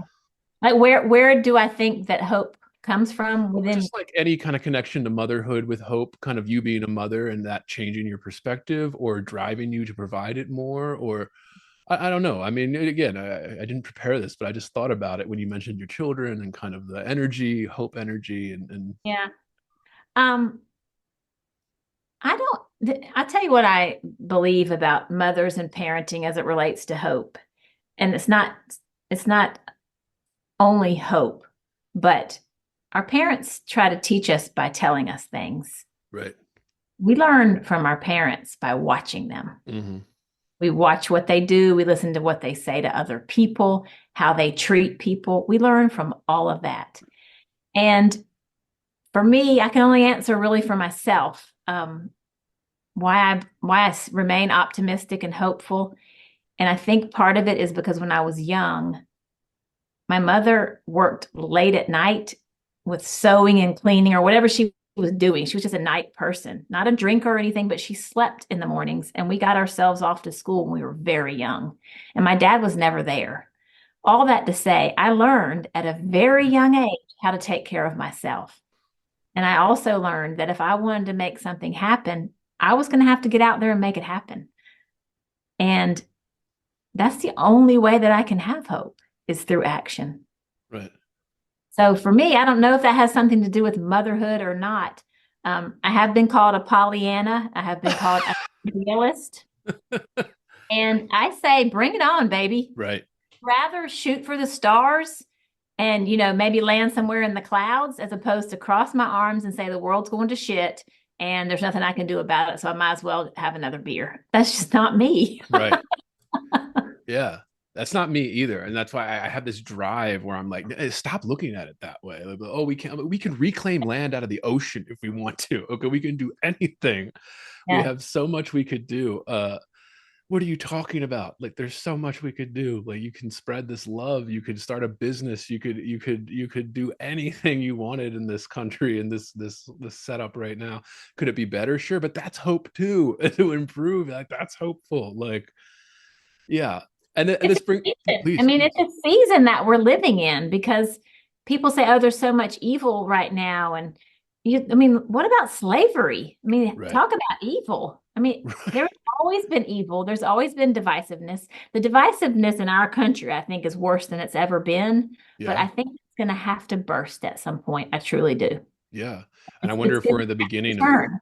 yeah, I wonder if we're at the beginning of the kind of the pinprick to the balloon, where it's gonna, little slowly leaking air, and then all of a sudden a big kind of burst of air, and it deflates. We'll see. But yeah, I agree with you. I'm just tired of seeing it. Like I said, I'm kind of a romantic person. I like to romanticize stories. I like to romanticize the American dream. I like to romanticize art and literature. I like to romanticize, the coffee you're drinking. Like, I want to be seduced by it. I want it to be good. I want it to, yeah. I mean, it's just, that's all a part of, I think, having a positive hope and energy.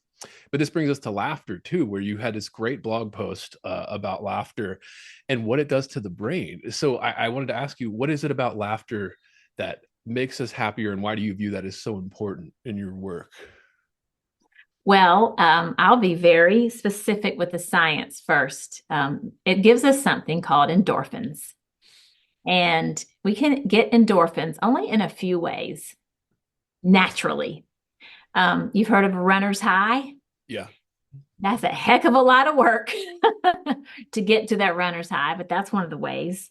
And what endorphins do is I should have prefaced with this. Endorphins don't really give us pleasure. What they do is they relieve us of pain. So it's not pleasure, but think about when you're relieved of pain, it feels amazing. Even if like your bladder's full and you go to the bathroom, you're relieved of pain, you feel great. That's what endorphins do. Well, we can get endorphins. Here's the main three ways. The runner's high, where you're pushing past your pain, you can get endorphins, feels great. Orgasm, can't do that all day, every day. And laughter. Laughter is a huge release in the body.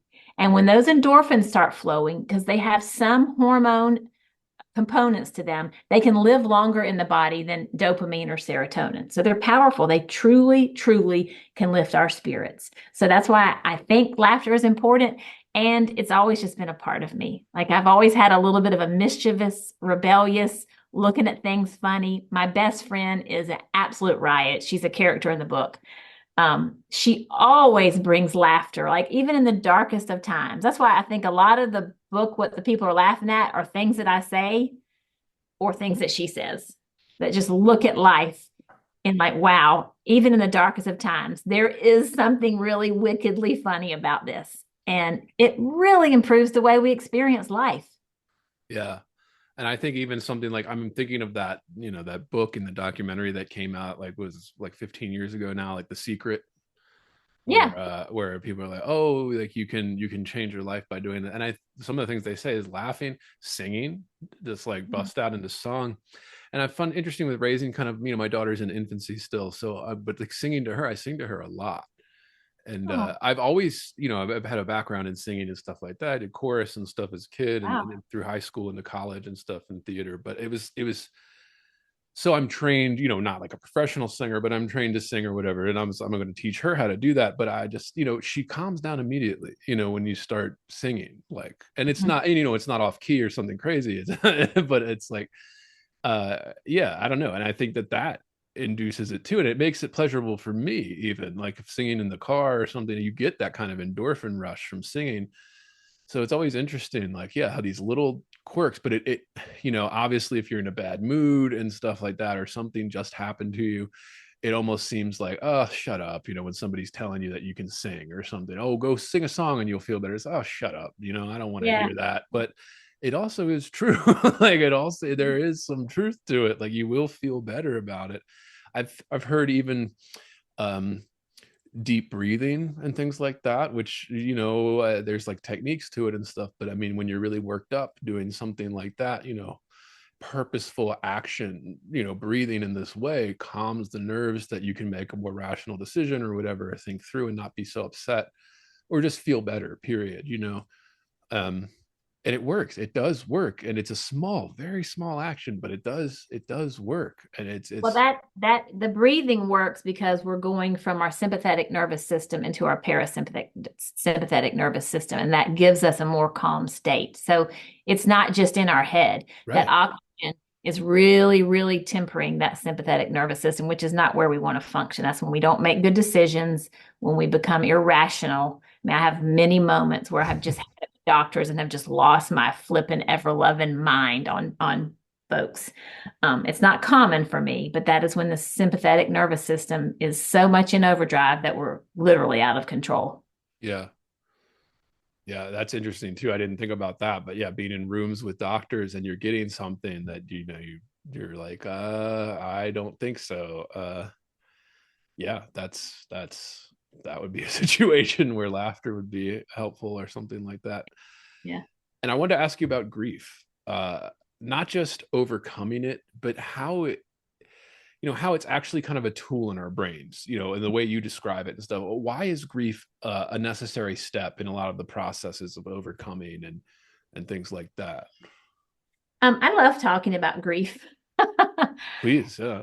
Yeah. And it took me a while to realize that I was grieving. And once I realized it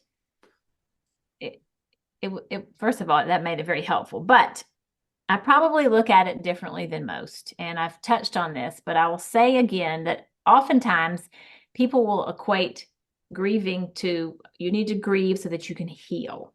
Right. or you're going to be in this grief state. And during that time, you're just going to have to be resilient. Well, I see healing is getting back to where we used to be. Like someone special to me died. I went to a depression. Now I'm back. That's healing. It's behind me. It's over. I see resilience as just weathering a storm, like putting up a big umbrella, a shield, and letting the sleet just beat the crap out of you. And you're just standing there taking it. And neither one of those work for me. So here's how I see grief. I see it as an opportunity to grow. I don't look to heal. I've mentioned that I will always have heartache, particularly around what my daughter has lost.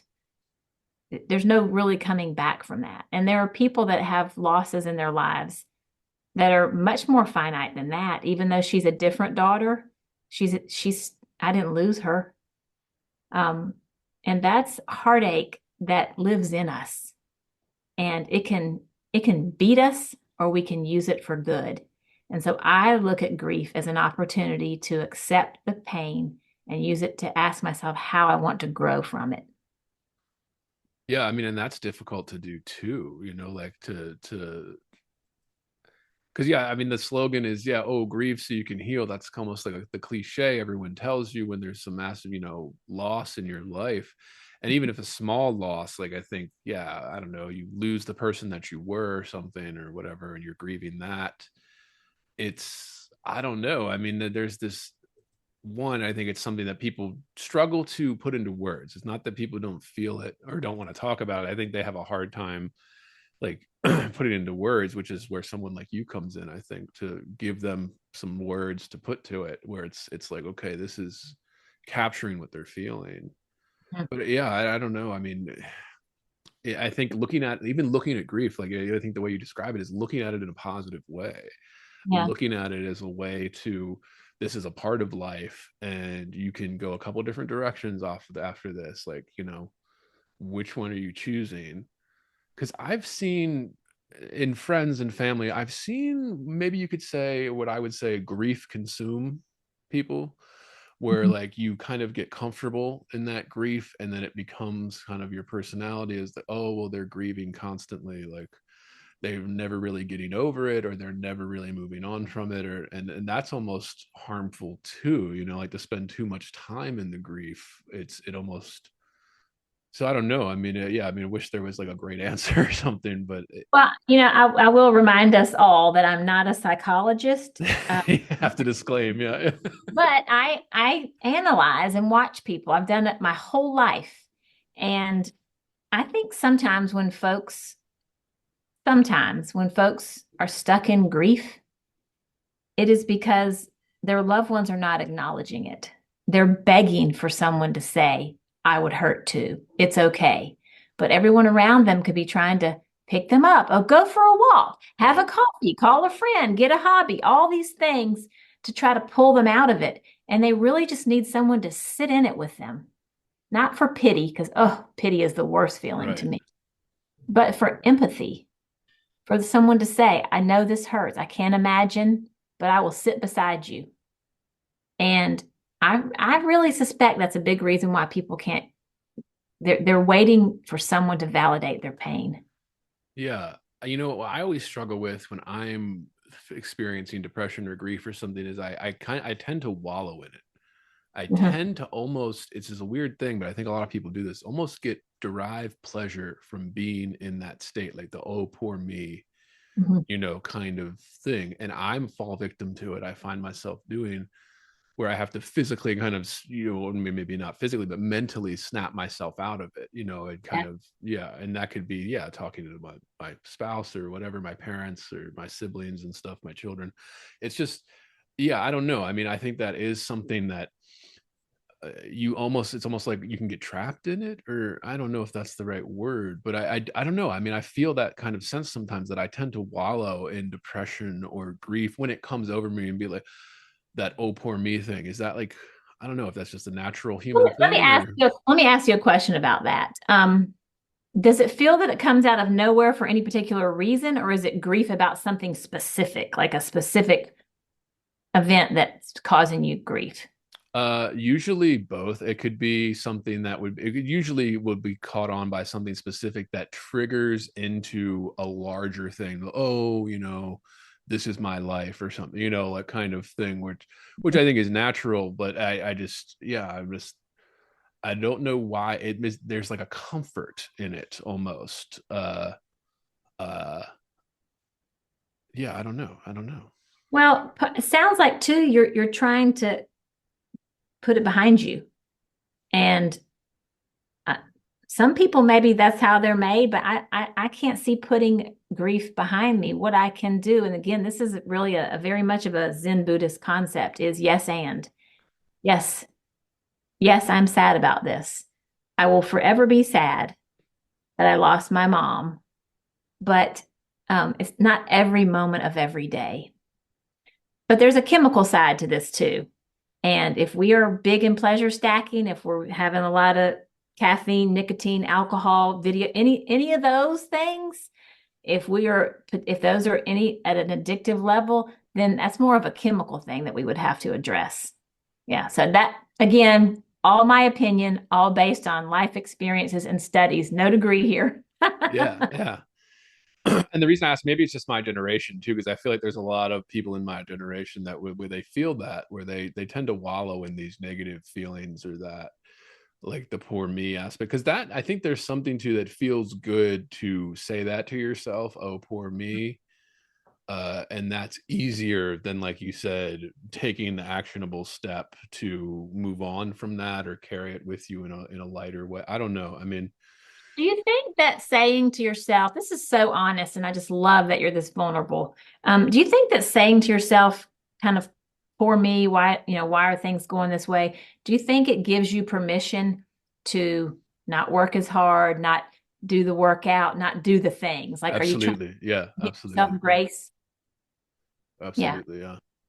I've found myself doing that before. Like, oh, today was hard on my heart, so I'm not going to do the thing. I deserve this. Yeah. Yeah, Right. yeah. Yeah. So whatever that do the thing is, I would really encourage you to find healthier habits to go around this, because I will still sometimes at night, rather than maybe reading or walking or talk with my husband, I'd maybe just pour a big glass of red wine and eat popcorn and watch Netflix. Right. And that's my pleasure stacking today, and a little maybe M&Ms with popcorn. But I don't do it every night, because then it would be a bad habit that's taken away from the things that I value. Yeah. And the reason I ask, and the reason I brought it up, again, I didn't plan to bring it up, but it was just like, I do find that, when you look at things like that, I do find that when you take action, it does help, so like if you can force yourself, if I force myself Mhm. to do the action, you do move on, like that's how you kind of, but I mean, that isn't so easy. Like I always say to listeners, like we talk about it, sure, but like, yeah, it's not always so easy. Maybe you wallow in it for a few days and then you take the action. But if Yeah. you're never taking that action, you're never going to get over it. It's just, I don't know, it becomes part of your personality. And that's why I wonder if a lot of millennials in my generation and younger kind of wallow in it, because it becomes part of the personality with this constant anxiety.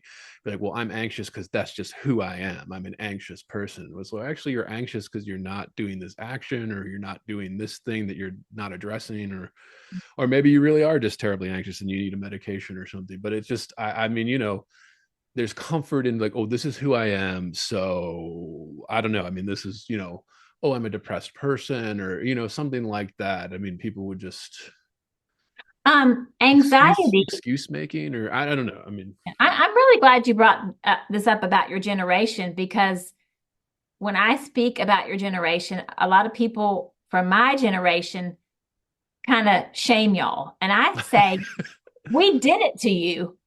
You are a result of our innovations and what we modeled. And your parents modeled grind, grind, grind, go hard, go hard, go hard. And so your generation is saying, you know what? I don't want to live the way these people live, what they did to us. So we put screens in your hands, and it's just so much easier today. You ought to watch my TED Talk. No kidding. It's so much easier today to get these little fixes that keep that dopamine coursing. So folks of your generation are way more anxious because of what you're putting in your bodies and what social feels like to you.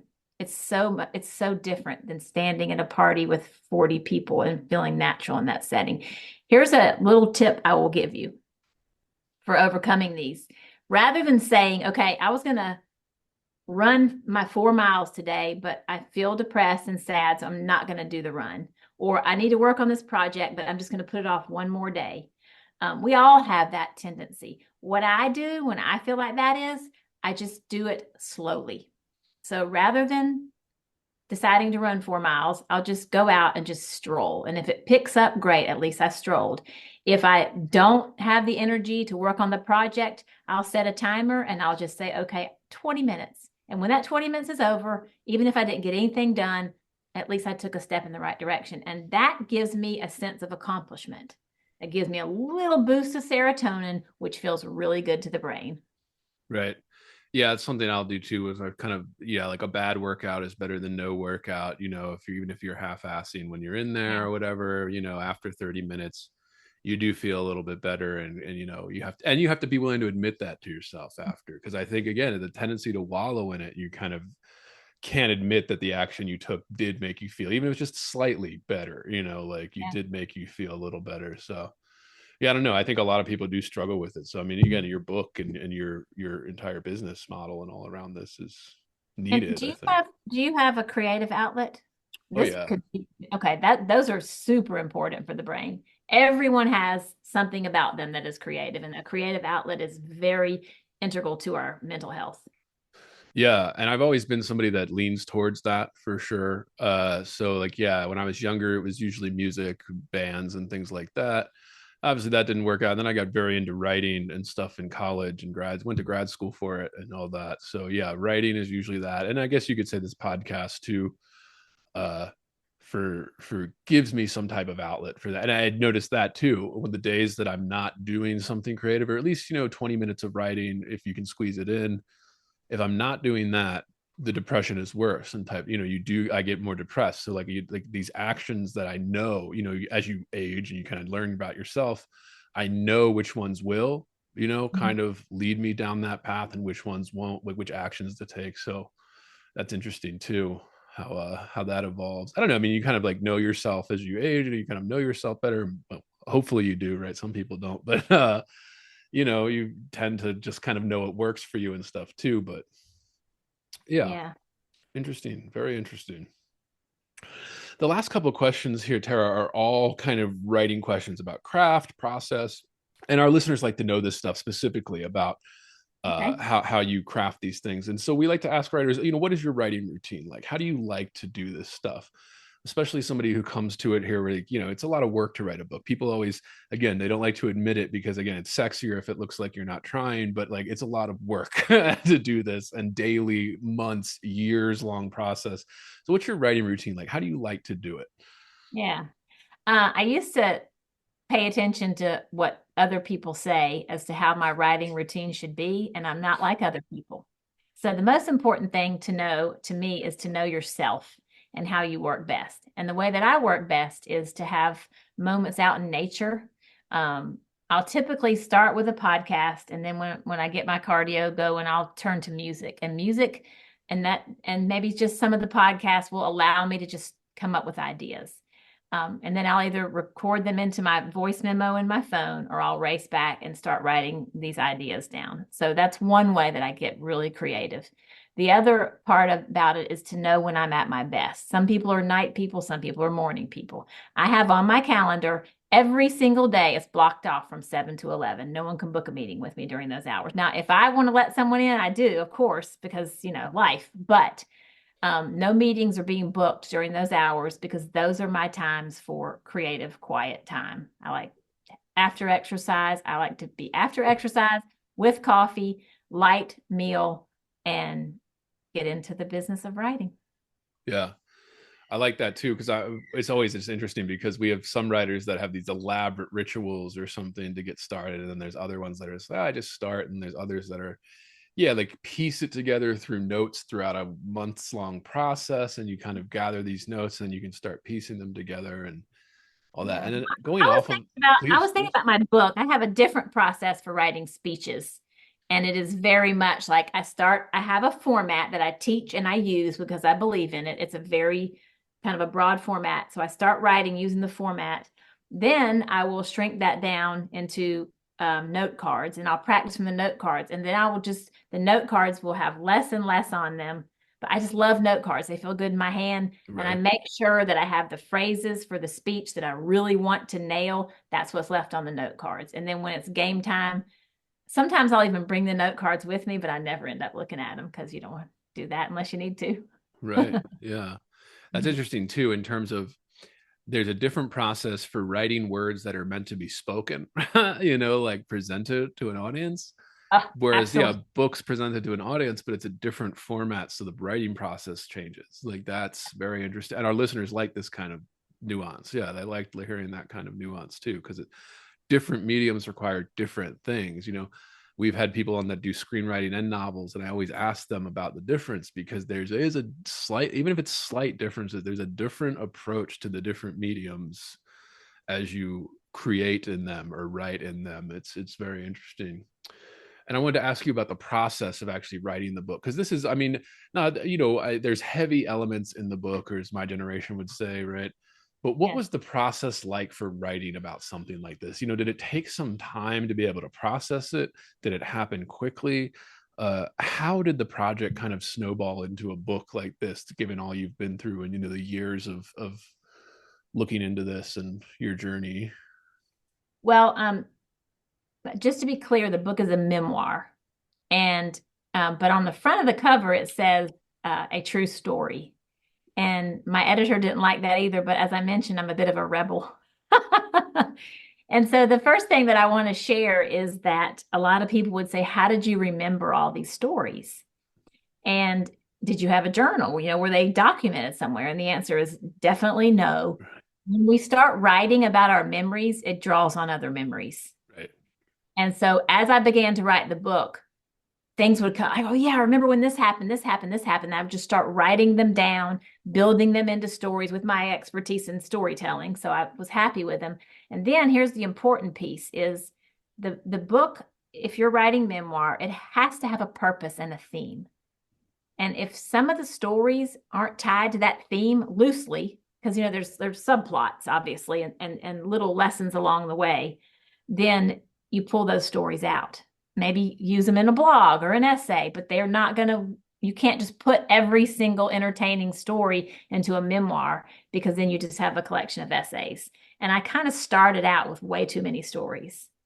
And there are a few that I left that really didn't have any other point except for they were just funny as shit. Yeah. And I left those, just a few. Yeah. What was that like, narrowing them down, like the editing process? Did you work with an editor to do that, or was it just kind of you had to figure out? I worked with an editor by the name of Trish Lockard with Strike the Right Tone. And I chose her because she knows what she's doing and she's tough. And I didn't always agree with her, but I knew that she knew classic memoir. Right. She tried to say it's got to be the 3-act structure. And I'm like, that's just not how life happens. So mine's a little bit of like a 4.2-act structure. So sometimes it happens anyway. Reviews, so I did something right. Yeah. I mean, sometimes that happens anyway. Like the structure kind of, even if you're not paying attention to it, almost kind of naturally structures itself, especially given your background as story and stuff, beginning, middle, end, it just kind of starts to structure itself, even if you're not thinking about it. And then, of course, you got to polish it up with an editor or whatever. But yeah, I like that too, because I'm fascinated by the creative mind and how the creative mind works, and how you kind of pull all these little things from, memory from 40 years ago, a TV show you watched like 3 years ago, some scene, some image, some product pops in there, and you have to sort it out. That's the craft, that's the craft of writing. I learned something else about memoir, and I think it's important to say that, a big piece of it is being vulnerable. And even I went to a Cheryl Strayed workshop. She wrote Wild, one of the most famous memoirs of all time. And she said the most important thing she could say is to be brave. And I think sometimes people take that to mean like, tell your most private stuff. It's not about that. It's about telling your most intimate thoughts. And I think I may have mentioned this early on, but that's an important part of it, is to be super honest about how you were feeling and what you were thinking, because that's what people can relate to. We don't connect with people who have this amazing journey, went through this challenge and everything just worked out perfectly. And now I live in the perfect subdivision with the perfect, that's not what people relate to. They want to understand how you struggled internally, not just externally. Yeah. And so that's another theme on the podcast here, is kind of the confessional aspect to pretty much like the latter half of 20th century literature into today. And I think social media kind of exacerbates it too. Is kind of this tendency to confess something you did or something, about yourself. But like memoir is more than that, like you're saying, and that's where the art of it comes in. Is like, what are you just confessing to relieve yourself? Are you confessing for clout, because that's something that happens on social media now? Are you confessing to get praise? A lot of people will confess something horrific on social media to get those little buttons to flash in front of their face and say, oh, I'm so sorry, like kind of you get the attention for it. But like the memoir is the one where it's like, yeah, this is a serious kind of, not editing it out, but just kind of the purpose behind it, where it's like, yeah, you can't just confess.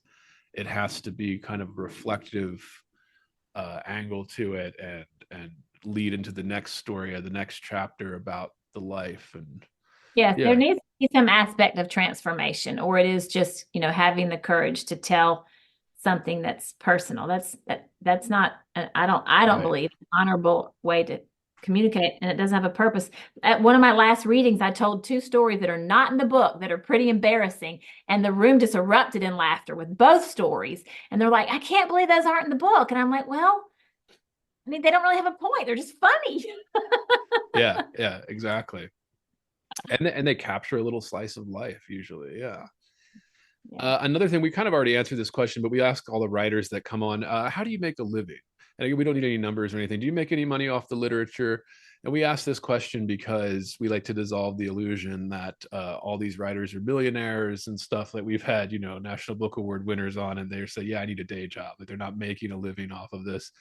And I know we kind of already answered this with your business and all that, but yeah, do you make any money off the literature or anything like that? And we don't need numbers or anything like that, but our listeners are curious about, it's rough out there for books and writers right now. You got to really fight. So, Well, there are authors that make a lot of money. yes.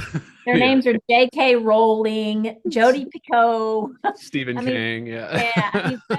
So, dream big, baby.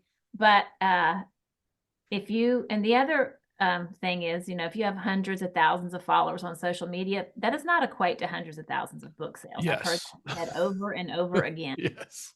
So the bottom line is, a lot of people write books as a mechanism to teach workshops, to get speaking gigs. Then yes, that's where the money can come in. And I certainly hope that people will want to bring me in to speak based on this book. Right. That is absolutely not why I wrote it. Right. And making any money off of it, not as much as I've spent. Yeah, exactly. Yeah, exactly. Yeah.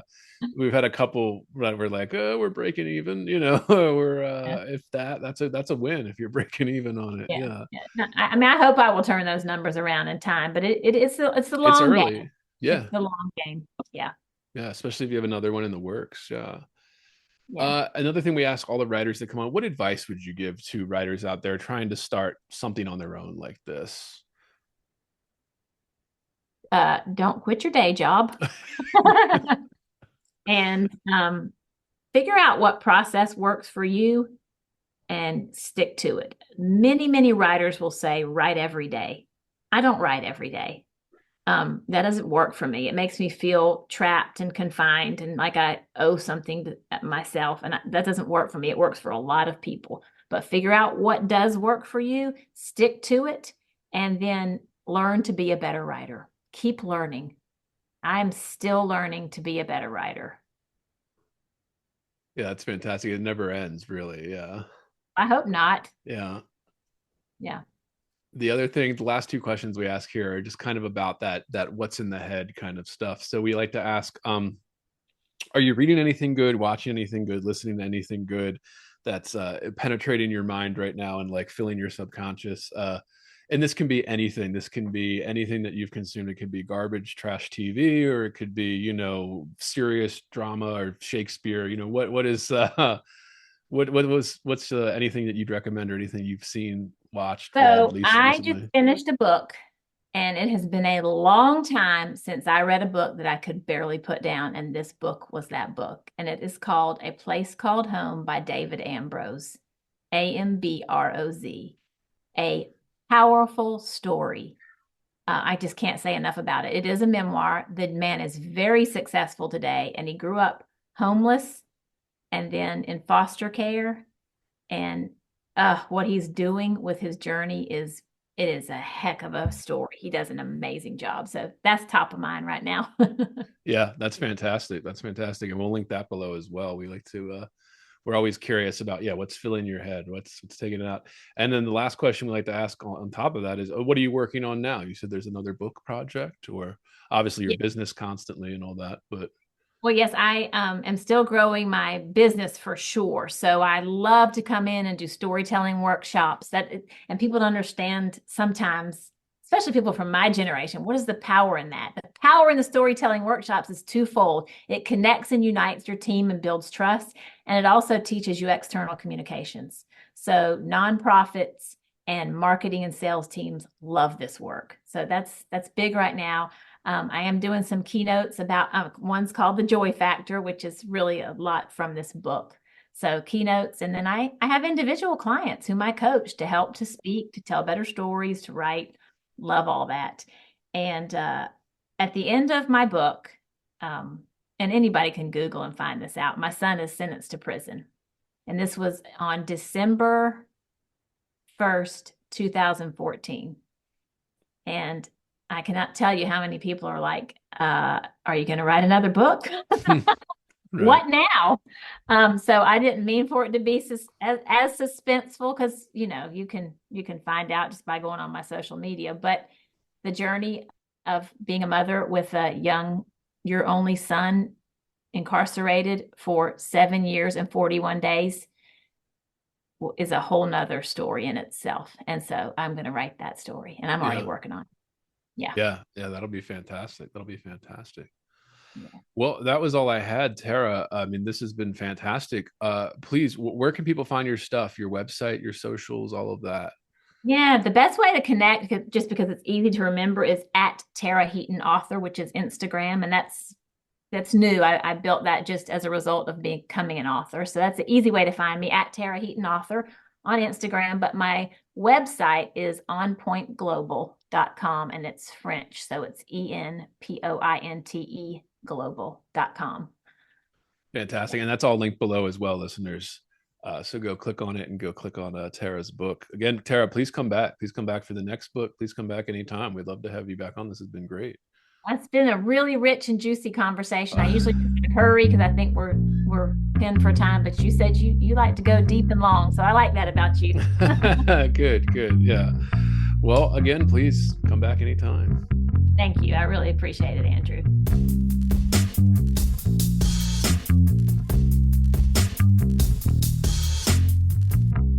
Heavy. Bored. Heavy. I am heavy, heavy, heavy. Bored. I may say that the male is entirely hostile. No! Resources.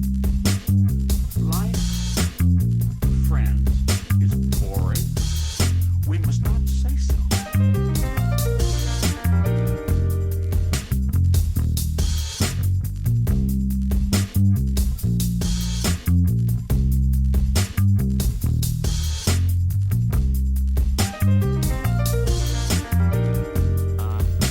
Are you radioactive now?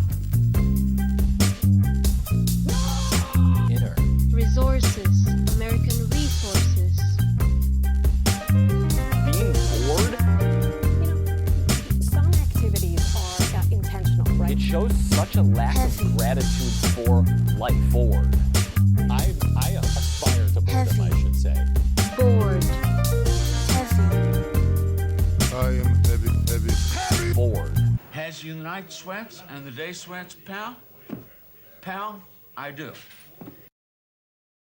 If you're hearing this, it's because you are listening to the free public feed of Heavy Board. To get complete, uncensored, uninterrupted, full access to this podcast, become a subscriber at patreon.com/heavyboard. That's right, Heavy Board is made possible by subscribers like you. For less than 1 cup of coffee per month, you will receive private access to uncensored, full-length episodes, Jerk Shop, heavy bonus content, subscribers-only AMA episodes, bonus extended interviews, and more. Come join the conversation today at patreon.com/heavyboard.